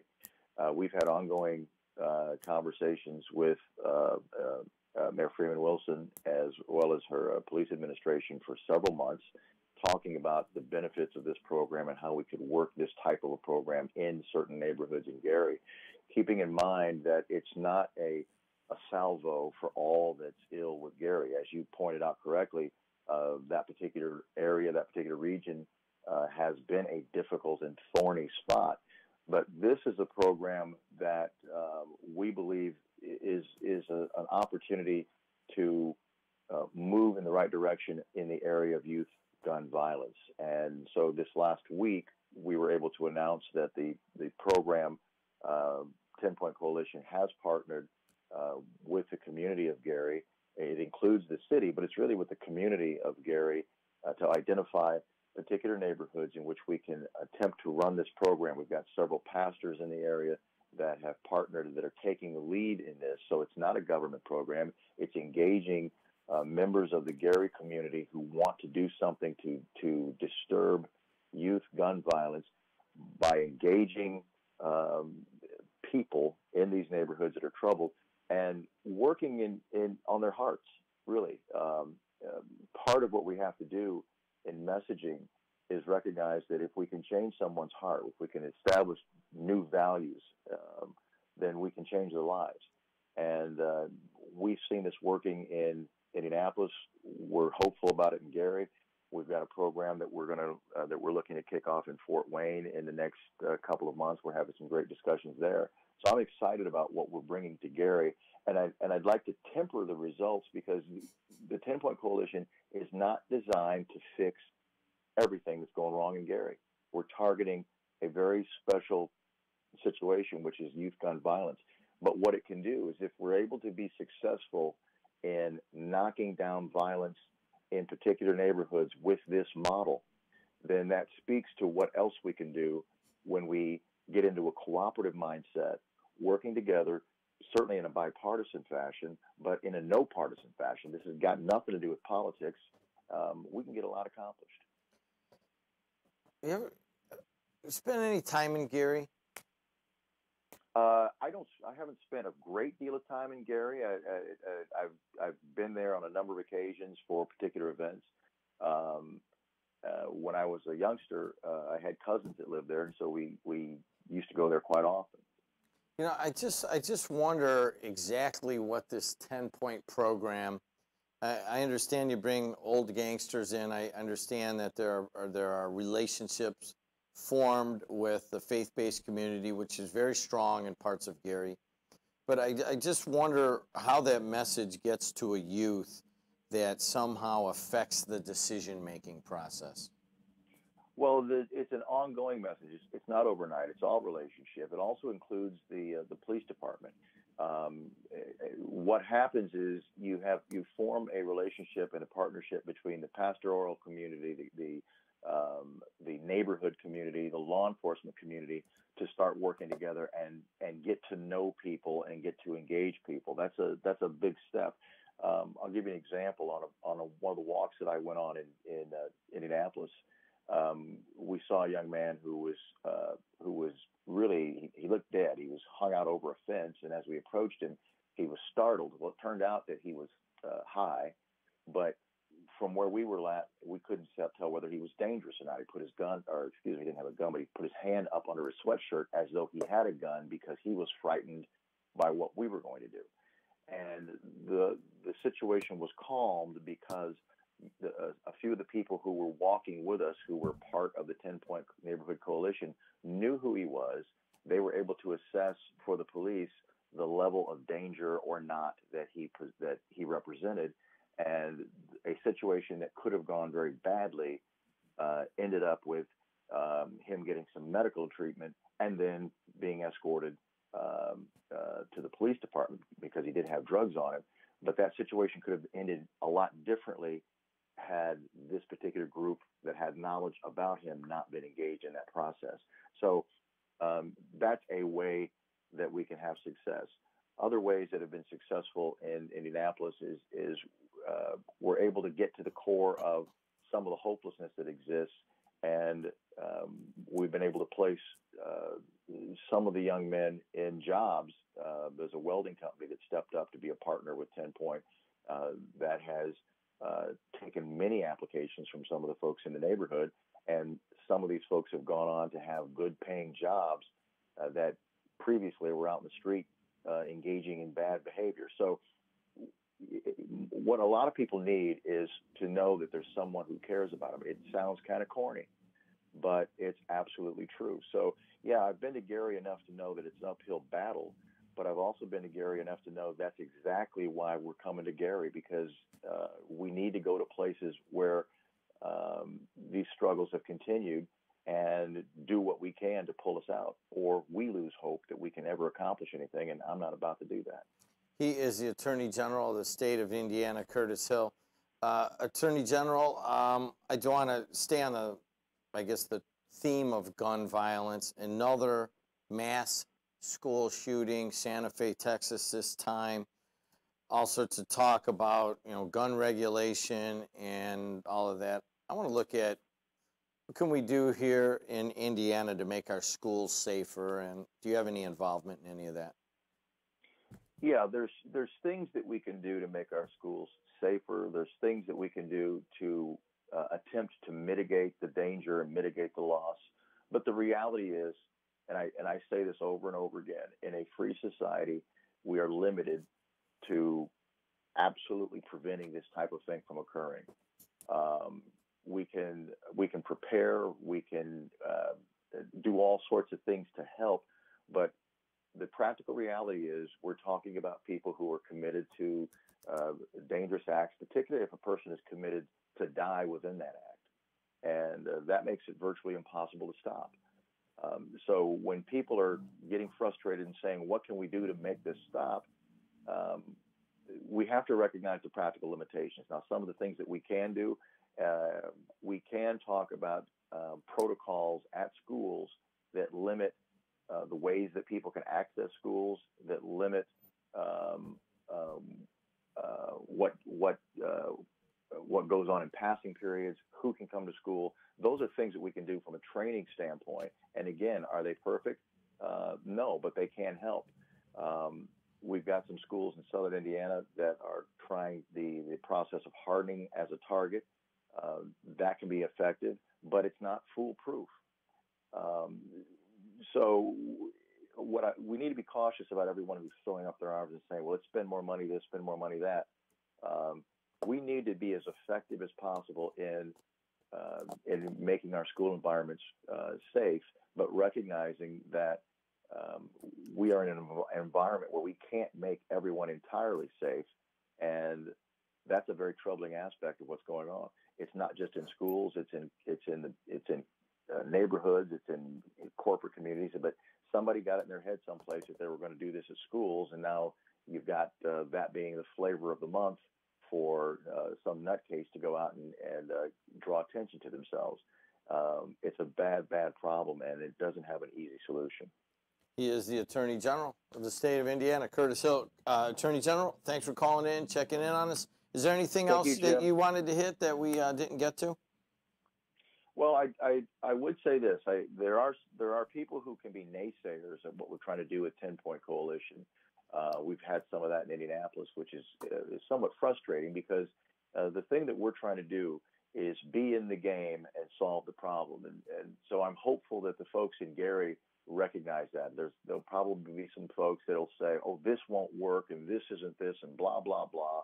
And my message to them is then get us a program that you think will work, and we'll take a look at it. But the bottom line is we have to do something as a community to stop the gun violence, the drug activity, the things that are plaguing the neighborhoods. And it's very easy to criticize, a lot tougher to get in the game. So I'm hoping that the folks in the Gary community will get in the game. You know, I got to just add to this that I'm not going to speak for the Gary community, but having been in and out of Gary all of my life from being a little kid, there's a certain skepticism on the streets of Gary and maybe even outside of Gary about attempts to improve the situation that have just not worked over the many years. I don't want to call it a surplus powerlessness, but there is a certain amount of skepticism, and it goes all the way across on all parties. So your plan, I know you know, there's already been some critics of it and so forth, will be met with skepticism. Sure. I can guarantee that, and you're going to have to deal with it, I guess. Well, actually, the community is going to have to deal with it. This is an opportunity for folks to get in Gary to rise up and come together. And for those who come together and see the benefit, that's a wonderful thing. For those who want to criticize, they're part of the problem.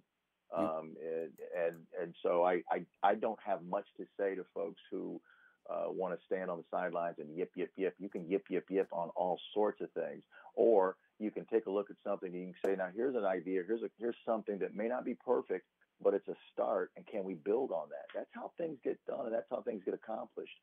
Or you can have, if not enough folks do that, Gary can continue to go down the path that it's been going, and that's a choice that people make. These are all choices, and some would say, well, the folks in Gary can't make choices because it's been an ongoing thing and it's a burden. Jim, at some point, men and women have to draw a line and say this is enough, and we've got to try some new things, and we've got to work collaborative together, and maybe we need to do things that are outside of our comfort zone that we don't necessarily like. And until that happens, you're going to get more of the same. You got it. Hey, thanks for calling in. We appreciate it. Thank you, Jim. Talk to you. 7:31 in the Calumet region. Theo's. Theo's Steak and Seafood sets the standard of fine dining excellence. Delicious USDA prime meats and steaks, along with the freshest seafood in the area. Celebrate your special event with friends, family, and associates in our private dining room that can seat up to 125 people. For information, call 838-8000 or theoshighland.com. Also visit our other restaurants, Prime Steakhouse, Umi Sushi and Lounge in Crown Point, and Ted's Family Restaurant in Calumet City.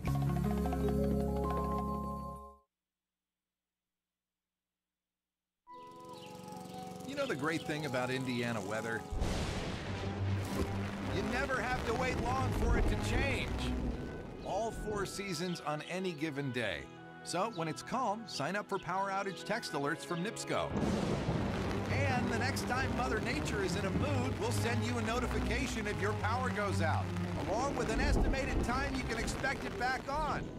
Just go to nipsco.com/alerts. We'll keep you covered out there. Ironworkers Local 395, through their contractor employers, the Northwest Indiana Contractors Association, are the workers you see building Northwest Indiana. They are the craftsmen building your schools, hospitals, malls, steel mills, and manufacturing plants. They support local charities, including Tradewinds and Chasing Dreams, and they coach your kids after work and on the weekend. They live, work, and contribute to all of our local communities' economic growth. To find out more about these organizations, visit ironworkers395.com or nwicontractors.org. Would you go to a doctor that isn't board certified? No, of course not.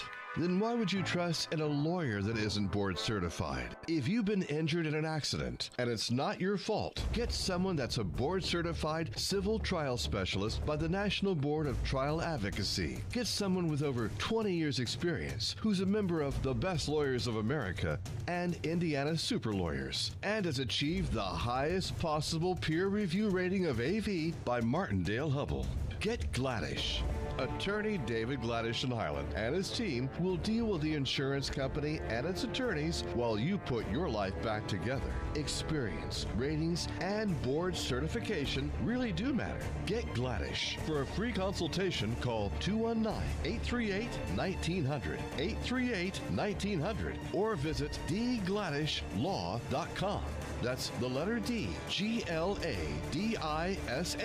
law.com. Got to spell that out, just in case you're bad at spelling. Hey, what's going on? Memorial Day savings coming up, by the way. I'm excited about this, by the way. There's, every once in a while, I just got to get away from the fray. Got to get away from the fray and lay outside and weigh all of the things in the hay. And Memorial Days are good for that. But we have some good days coming up here. Today, right now, it is 53 degrees here at the Purdue Northwest campus and at the Strachan Van Til Studios. And look what we have here. Fresh Southern sweet corn. Buy 6, get 6 free at Strachan Van Til locations. How about pork spare ribs for $1.49 a pound? Yikes, that is really low. How about Haas avocados or sweet mangos? 4 for $3. Hey, how much are they? 4 for $3. And then you also have Gatorade 32 ounces or Propel for 69 cents each when you buy 12 of them. That's really cheap, by the way. And a lot of you folks are going to be driving this weekend. Anybody have any interesting gas prices? Call me at 219-845-1100. As you are talking, I was just coming down the boulevard on the way here, and typically it's pretty low prices right up here in the corner at Gallo, and then Luke Oil across the street. $3.13 I saw on unleaded. So knock, knock, who's there? Higher gas prices as we go into the Memorial Day weekend. Who's surprised at that? Kuziak was calling me the other day, and he's talking, he's putting gas in his car. Then he just goes, ouch! I go, well, what's up, Kuziak? And he says, I just put $70 in my truck. And so there's a number of people putting $70 in their stuff right now. Anyways, let's take a look at weather. 3 beautiful days. Today, low 70s. Tomorrow, mid 80s. Friday, upper 80s. Sunshine, a little bit of high clouds. You're going to like it. May not like over the weekend on Saturday, we're looking at some possible rain. But I'll tell you what, we got 3 good days coming in, which is a good thing because I got plenty of flowers to put in the ground here over the next few days, as Alexis is a floweraholic, and we just got to get them in the ground. All right, there it is. Weather brought to you by our good friends at Laborers Local 41 in Hammond. And what do you got on the roadways? 294 around the city looks pretty good. A little bit of static as you get close to the Stevenson. And then on, let's see, what do you got here? As you go 80 east and west out to Joliet, looks good. The Bishop Ford's about normal. In other words, it starts to back up 120th or so, and then it kind of goes on to the southern end of the Dan Ryan, but you've certainly had worse at this hour. Got a little bit of a slowdown also near Sibley Boulevard. So I'm not keeping you off of that way, but just know you will have a little stop and go-ish. But the Skyway and the toll road are moving along pretty well. Bowman, I-65, US 30, and Klein Avenue are all moving along pretty doggone well. Go see Napleton River Oaks Honda this weekend. First 25 people to take a test drive get a smartwatch. And that is at Napleton River Oaks Honda. Let's talk to Cindy, see how she's doing today. Hi. You've been able to, calm down from the weekend's activities yet? Yes. In fact, I'm giving you a traffic report. Really? Kennedy Avenue is closed from Kennedy Avenue and Highway all the way through to Lincoln. They're putting all traffic north and south to go down on Lincoln, and then you make that turn right there where I think it's at American Legion Hall, and that's the detour. The guy really smacked that pole last night about 5:30. I mean, I heard a boom. I'm going to have to move. I heard the biggest boom, and then we heard the sirens, and sure enough, there was this blue car wrapped around the pole. It took them a while to get that out of there, but the pole was nearly down. We were without electricity for about an hour, and it was just, one of those things. So watch the traffic out there. I'm on Kennedy now, which is moving kind of slow, but that could be, too, because of the boulevard. Yeah, and I was just going to ask you about that. Big truck, by the way, with all of the... Big truck! Oh, sorry. Hey, man, it's going to catch on. Pretty soon you'll be at a stoplight and people are going to go, big truck! Actually, I was at a stoplight on Highway in Kennedy there, and I could tell that they were kids going off to school. I had to let them cut in front of me because I don't know why they would have thought they could turn left there on Highway in Kennedy. The road's all blocked. Well, I was just going to ask about that, is that I go out to Cherville a lot, and I'll swing over here to Kennedy and go up Kennedy, and it's usually kind of like your secret pass-through. Right. It's not secret right now. Kennedy is loaded all day long because people want to get off the boulevard because of that construction. Same thing with Calumet Avenue. Right, but it doesn't look like Kennedy's going to open anytime soon. They've got some big equipment out there.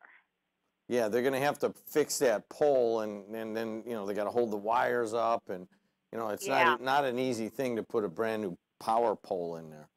Right. Well, I just wanted to let everybody know, stay away from it. They're not letting you through at all. Well, hopefully tonight or the next few days you won't get woken up either by an accident or gunshots. Well, at least it was when I was walking in from work. You get home. And then, I walk in the house and all the fans are off and everything. I said, what the heck? Oh, yeah, that's right. You came home and there was no power.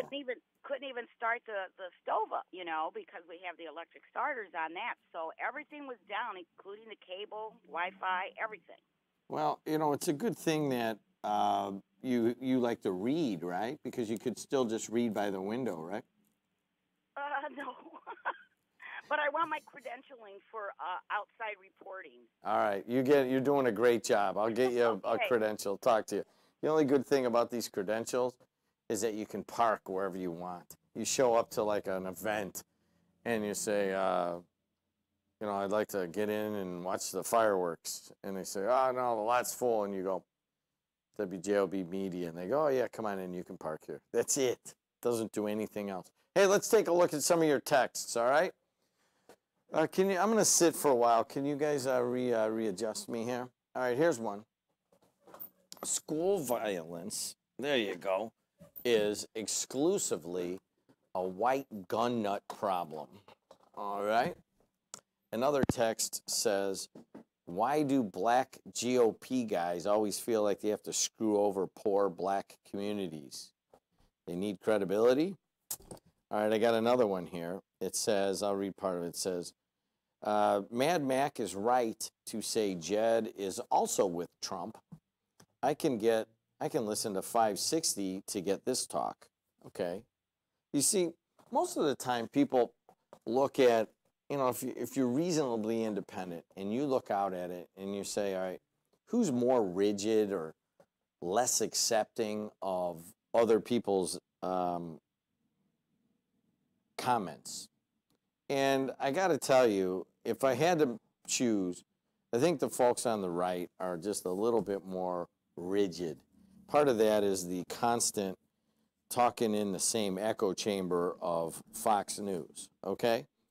But it is equally rigid on the other side when, like, say, you're going along and so your host says something that says, hey, Trump did this right, or somebody on the left did this wrong, or whatever, the criticism is out, or whatever.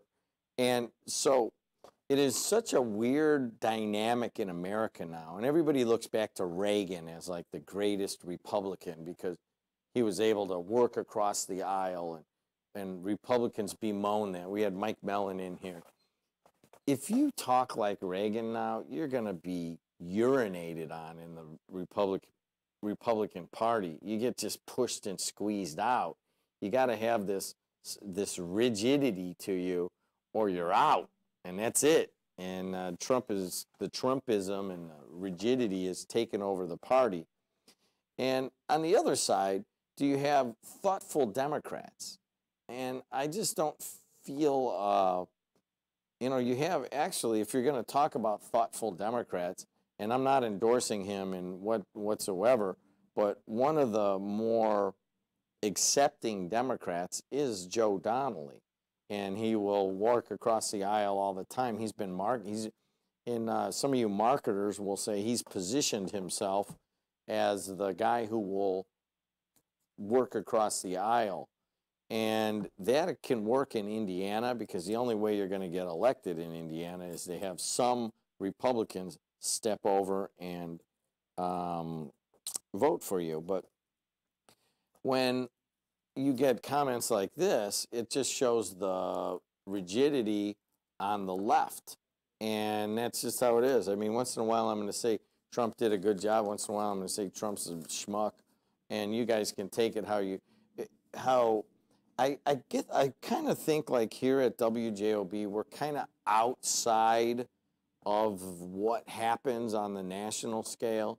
In other words, we have learned how to accept others' opinions. We're very diverse. We come from stock where people of all colors and races and religions all kind of live together.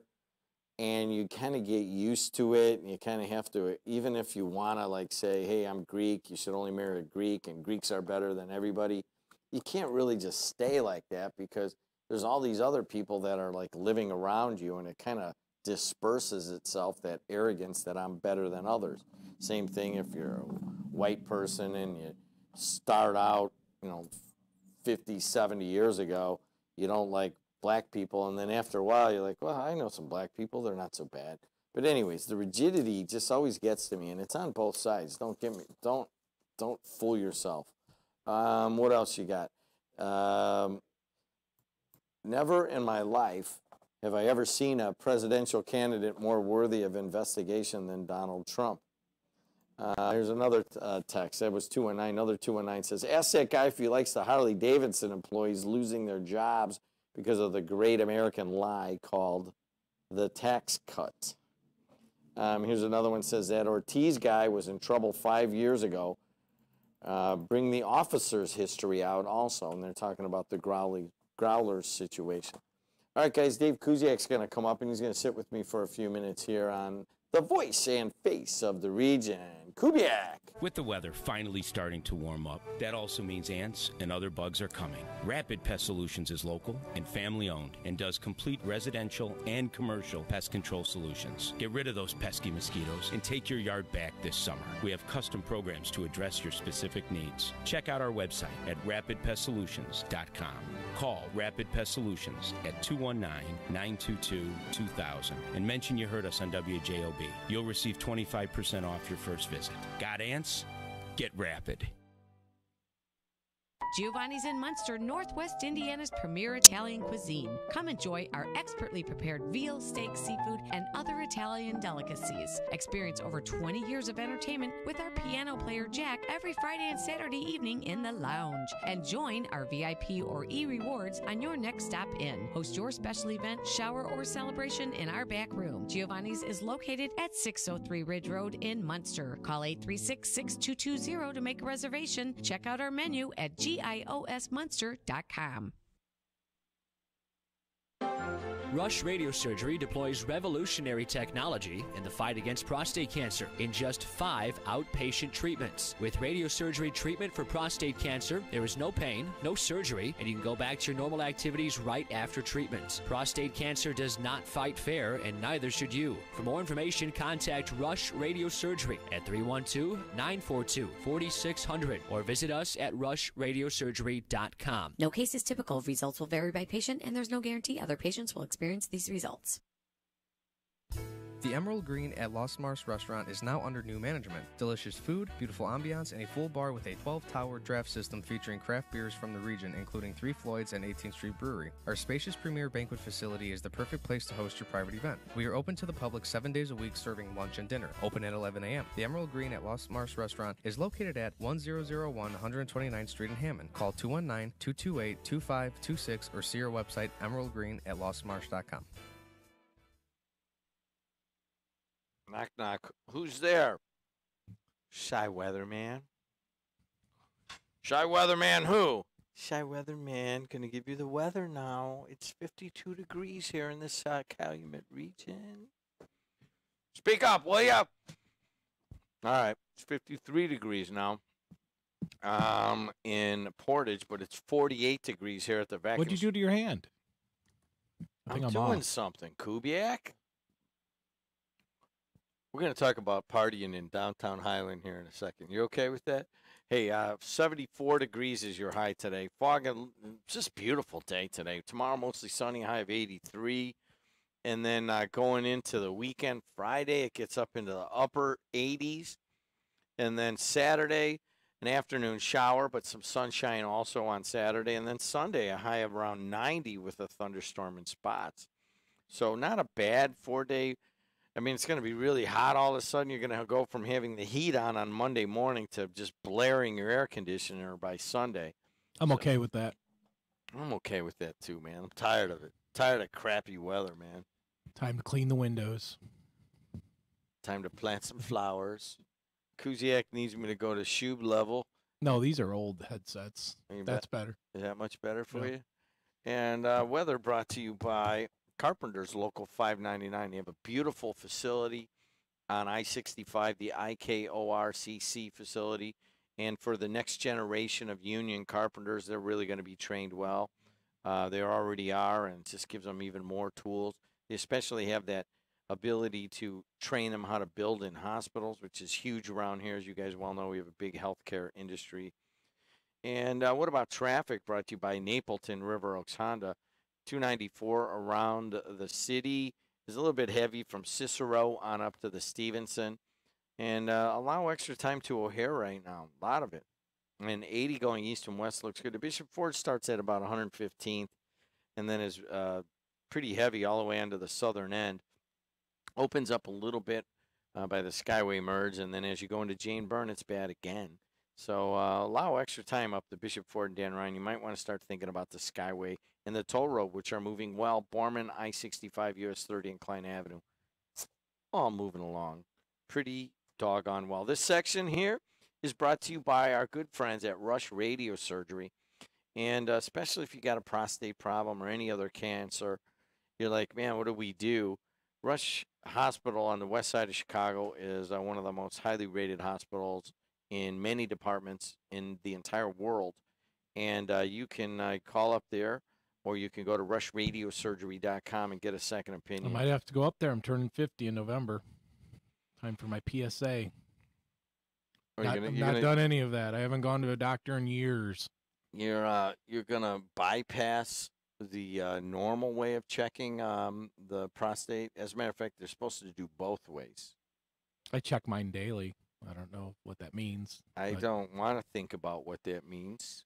But Dave Kuziak will be buying the next segment. This one here is on me. And I'm trying to get healthy. I've lost 11 pounds. Really? Is that from eating fruit and not? A lot more veggies. Fruit has a lot of sugar in it, but I'll do some bananas. Last night, when I got up, normally I would have slugged down about 500-600 calories. Instead, I made cut an apple up with a little bit of peanut butter on it. It's not very fun, but necessary. How many times, Kuz, have we sat down and got a large pizza and you ate half and I ate half? And Last that wasn't Saturday, enough. Last Saturday, my own large. Last Saturday, I cheated. We ordered a pizza, and believe me, I threw down on it. But no, I am trying. I'm down to 217. I was up to 228. I was a fat arse, and now you're just an arse. Somewhat. And I typically start around Thanksgiving and eat whatever was cooked, drank whatever was poured, and then do that till about Easter. This year I went a little bit further than Easter, so I'm down 11. I'm doing Wicker almost every day. Fitness Point. Lisa's cooking veggies.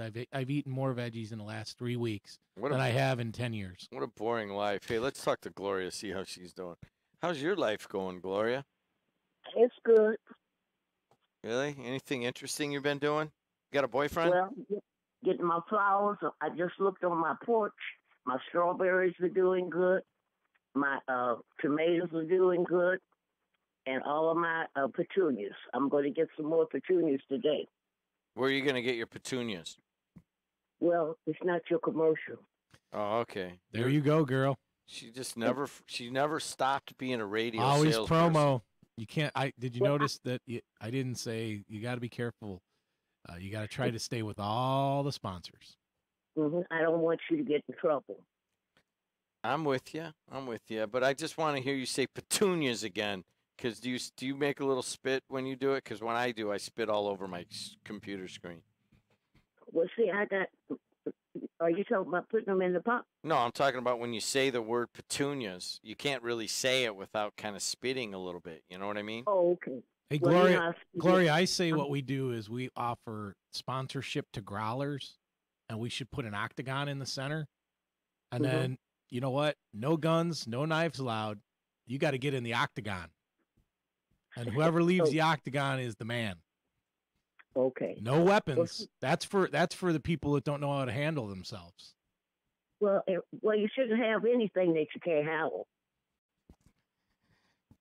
Wouldn't that be great? This fight brought to you by Growlers. So what's going on, Gloria? How you been? Talk to us. I'm doing fine. I go back to my good doctor on the 29th, and I'm hoping that I won't have to come back for 6 months. You know, the asthma doctor, Dr. Bushilaga. So you've been breathing okay? Oh, yes, I'm doing fine.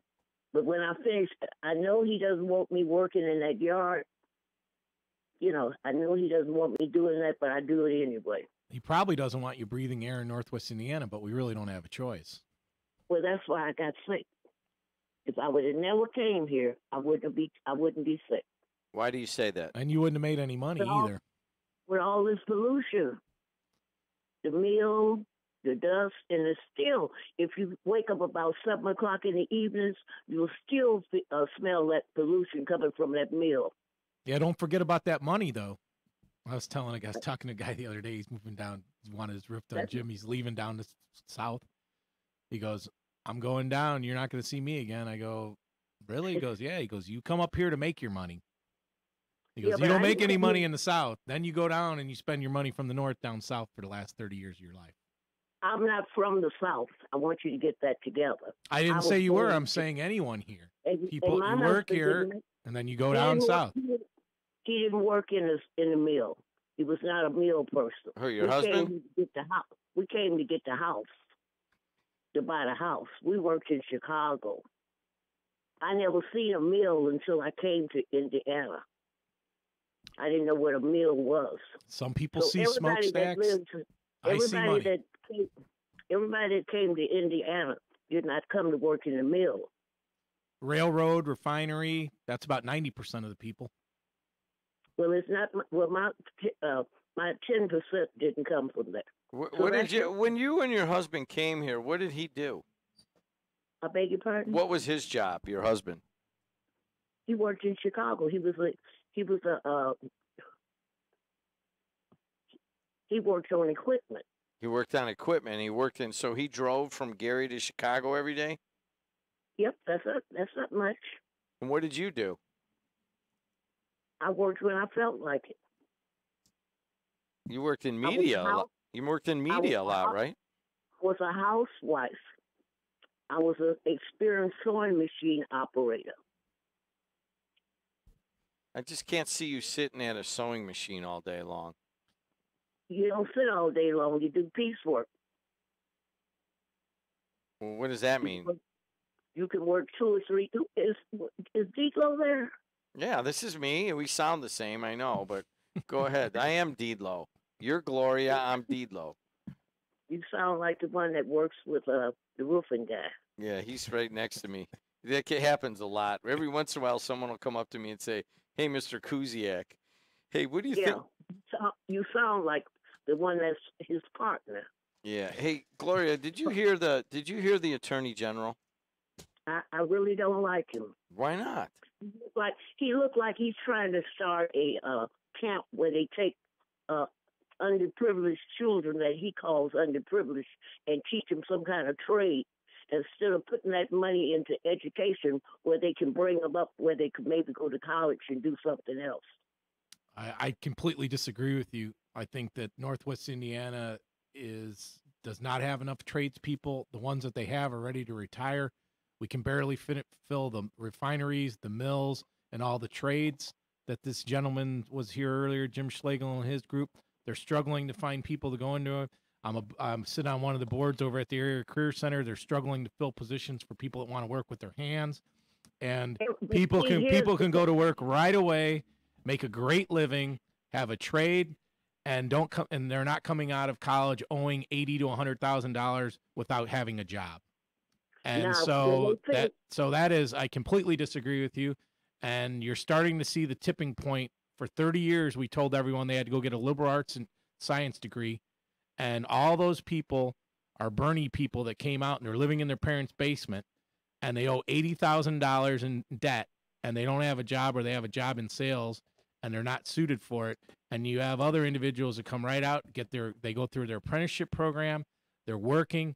I got guys over here that don't even want to work the hours that they're working at BP. I was talking to guys got 3 years experience. All right, hold on a second. Let Gloria. What do you say to that, Gloria? He's wrong. It's a lot of children that have an opportunity to do other things. If everybody's not good with their hands.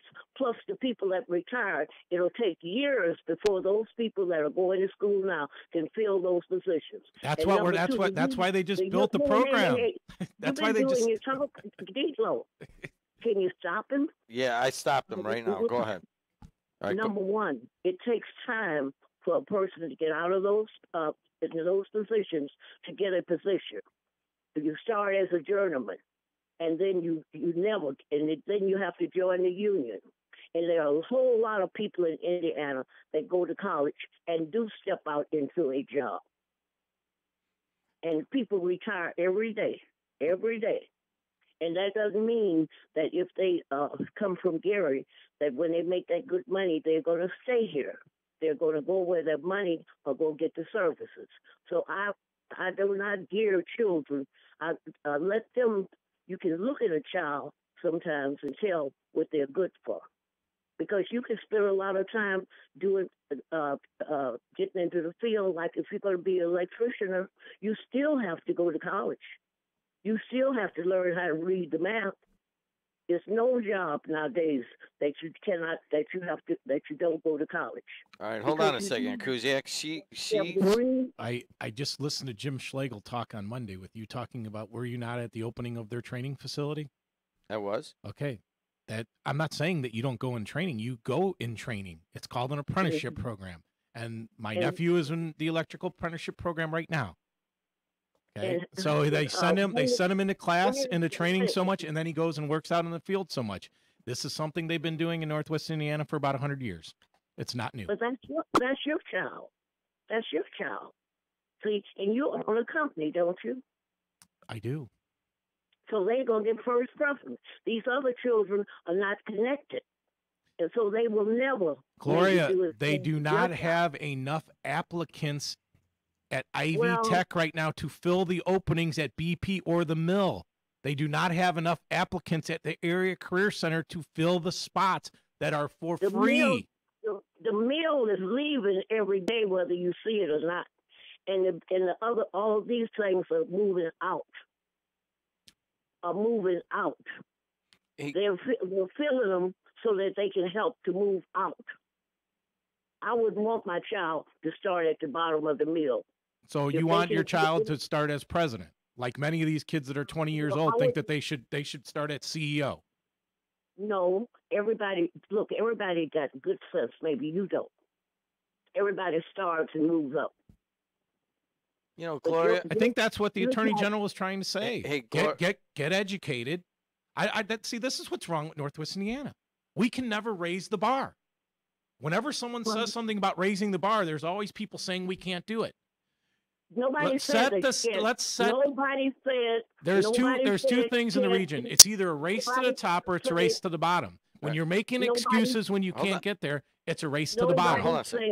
Nobody said that you can't do it, but the bar is not going to move all of a sudden, okay?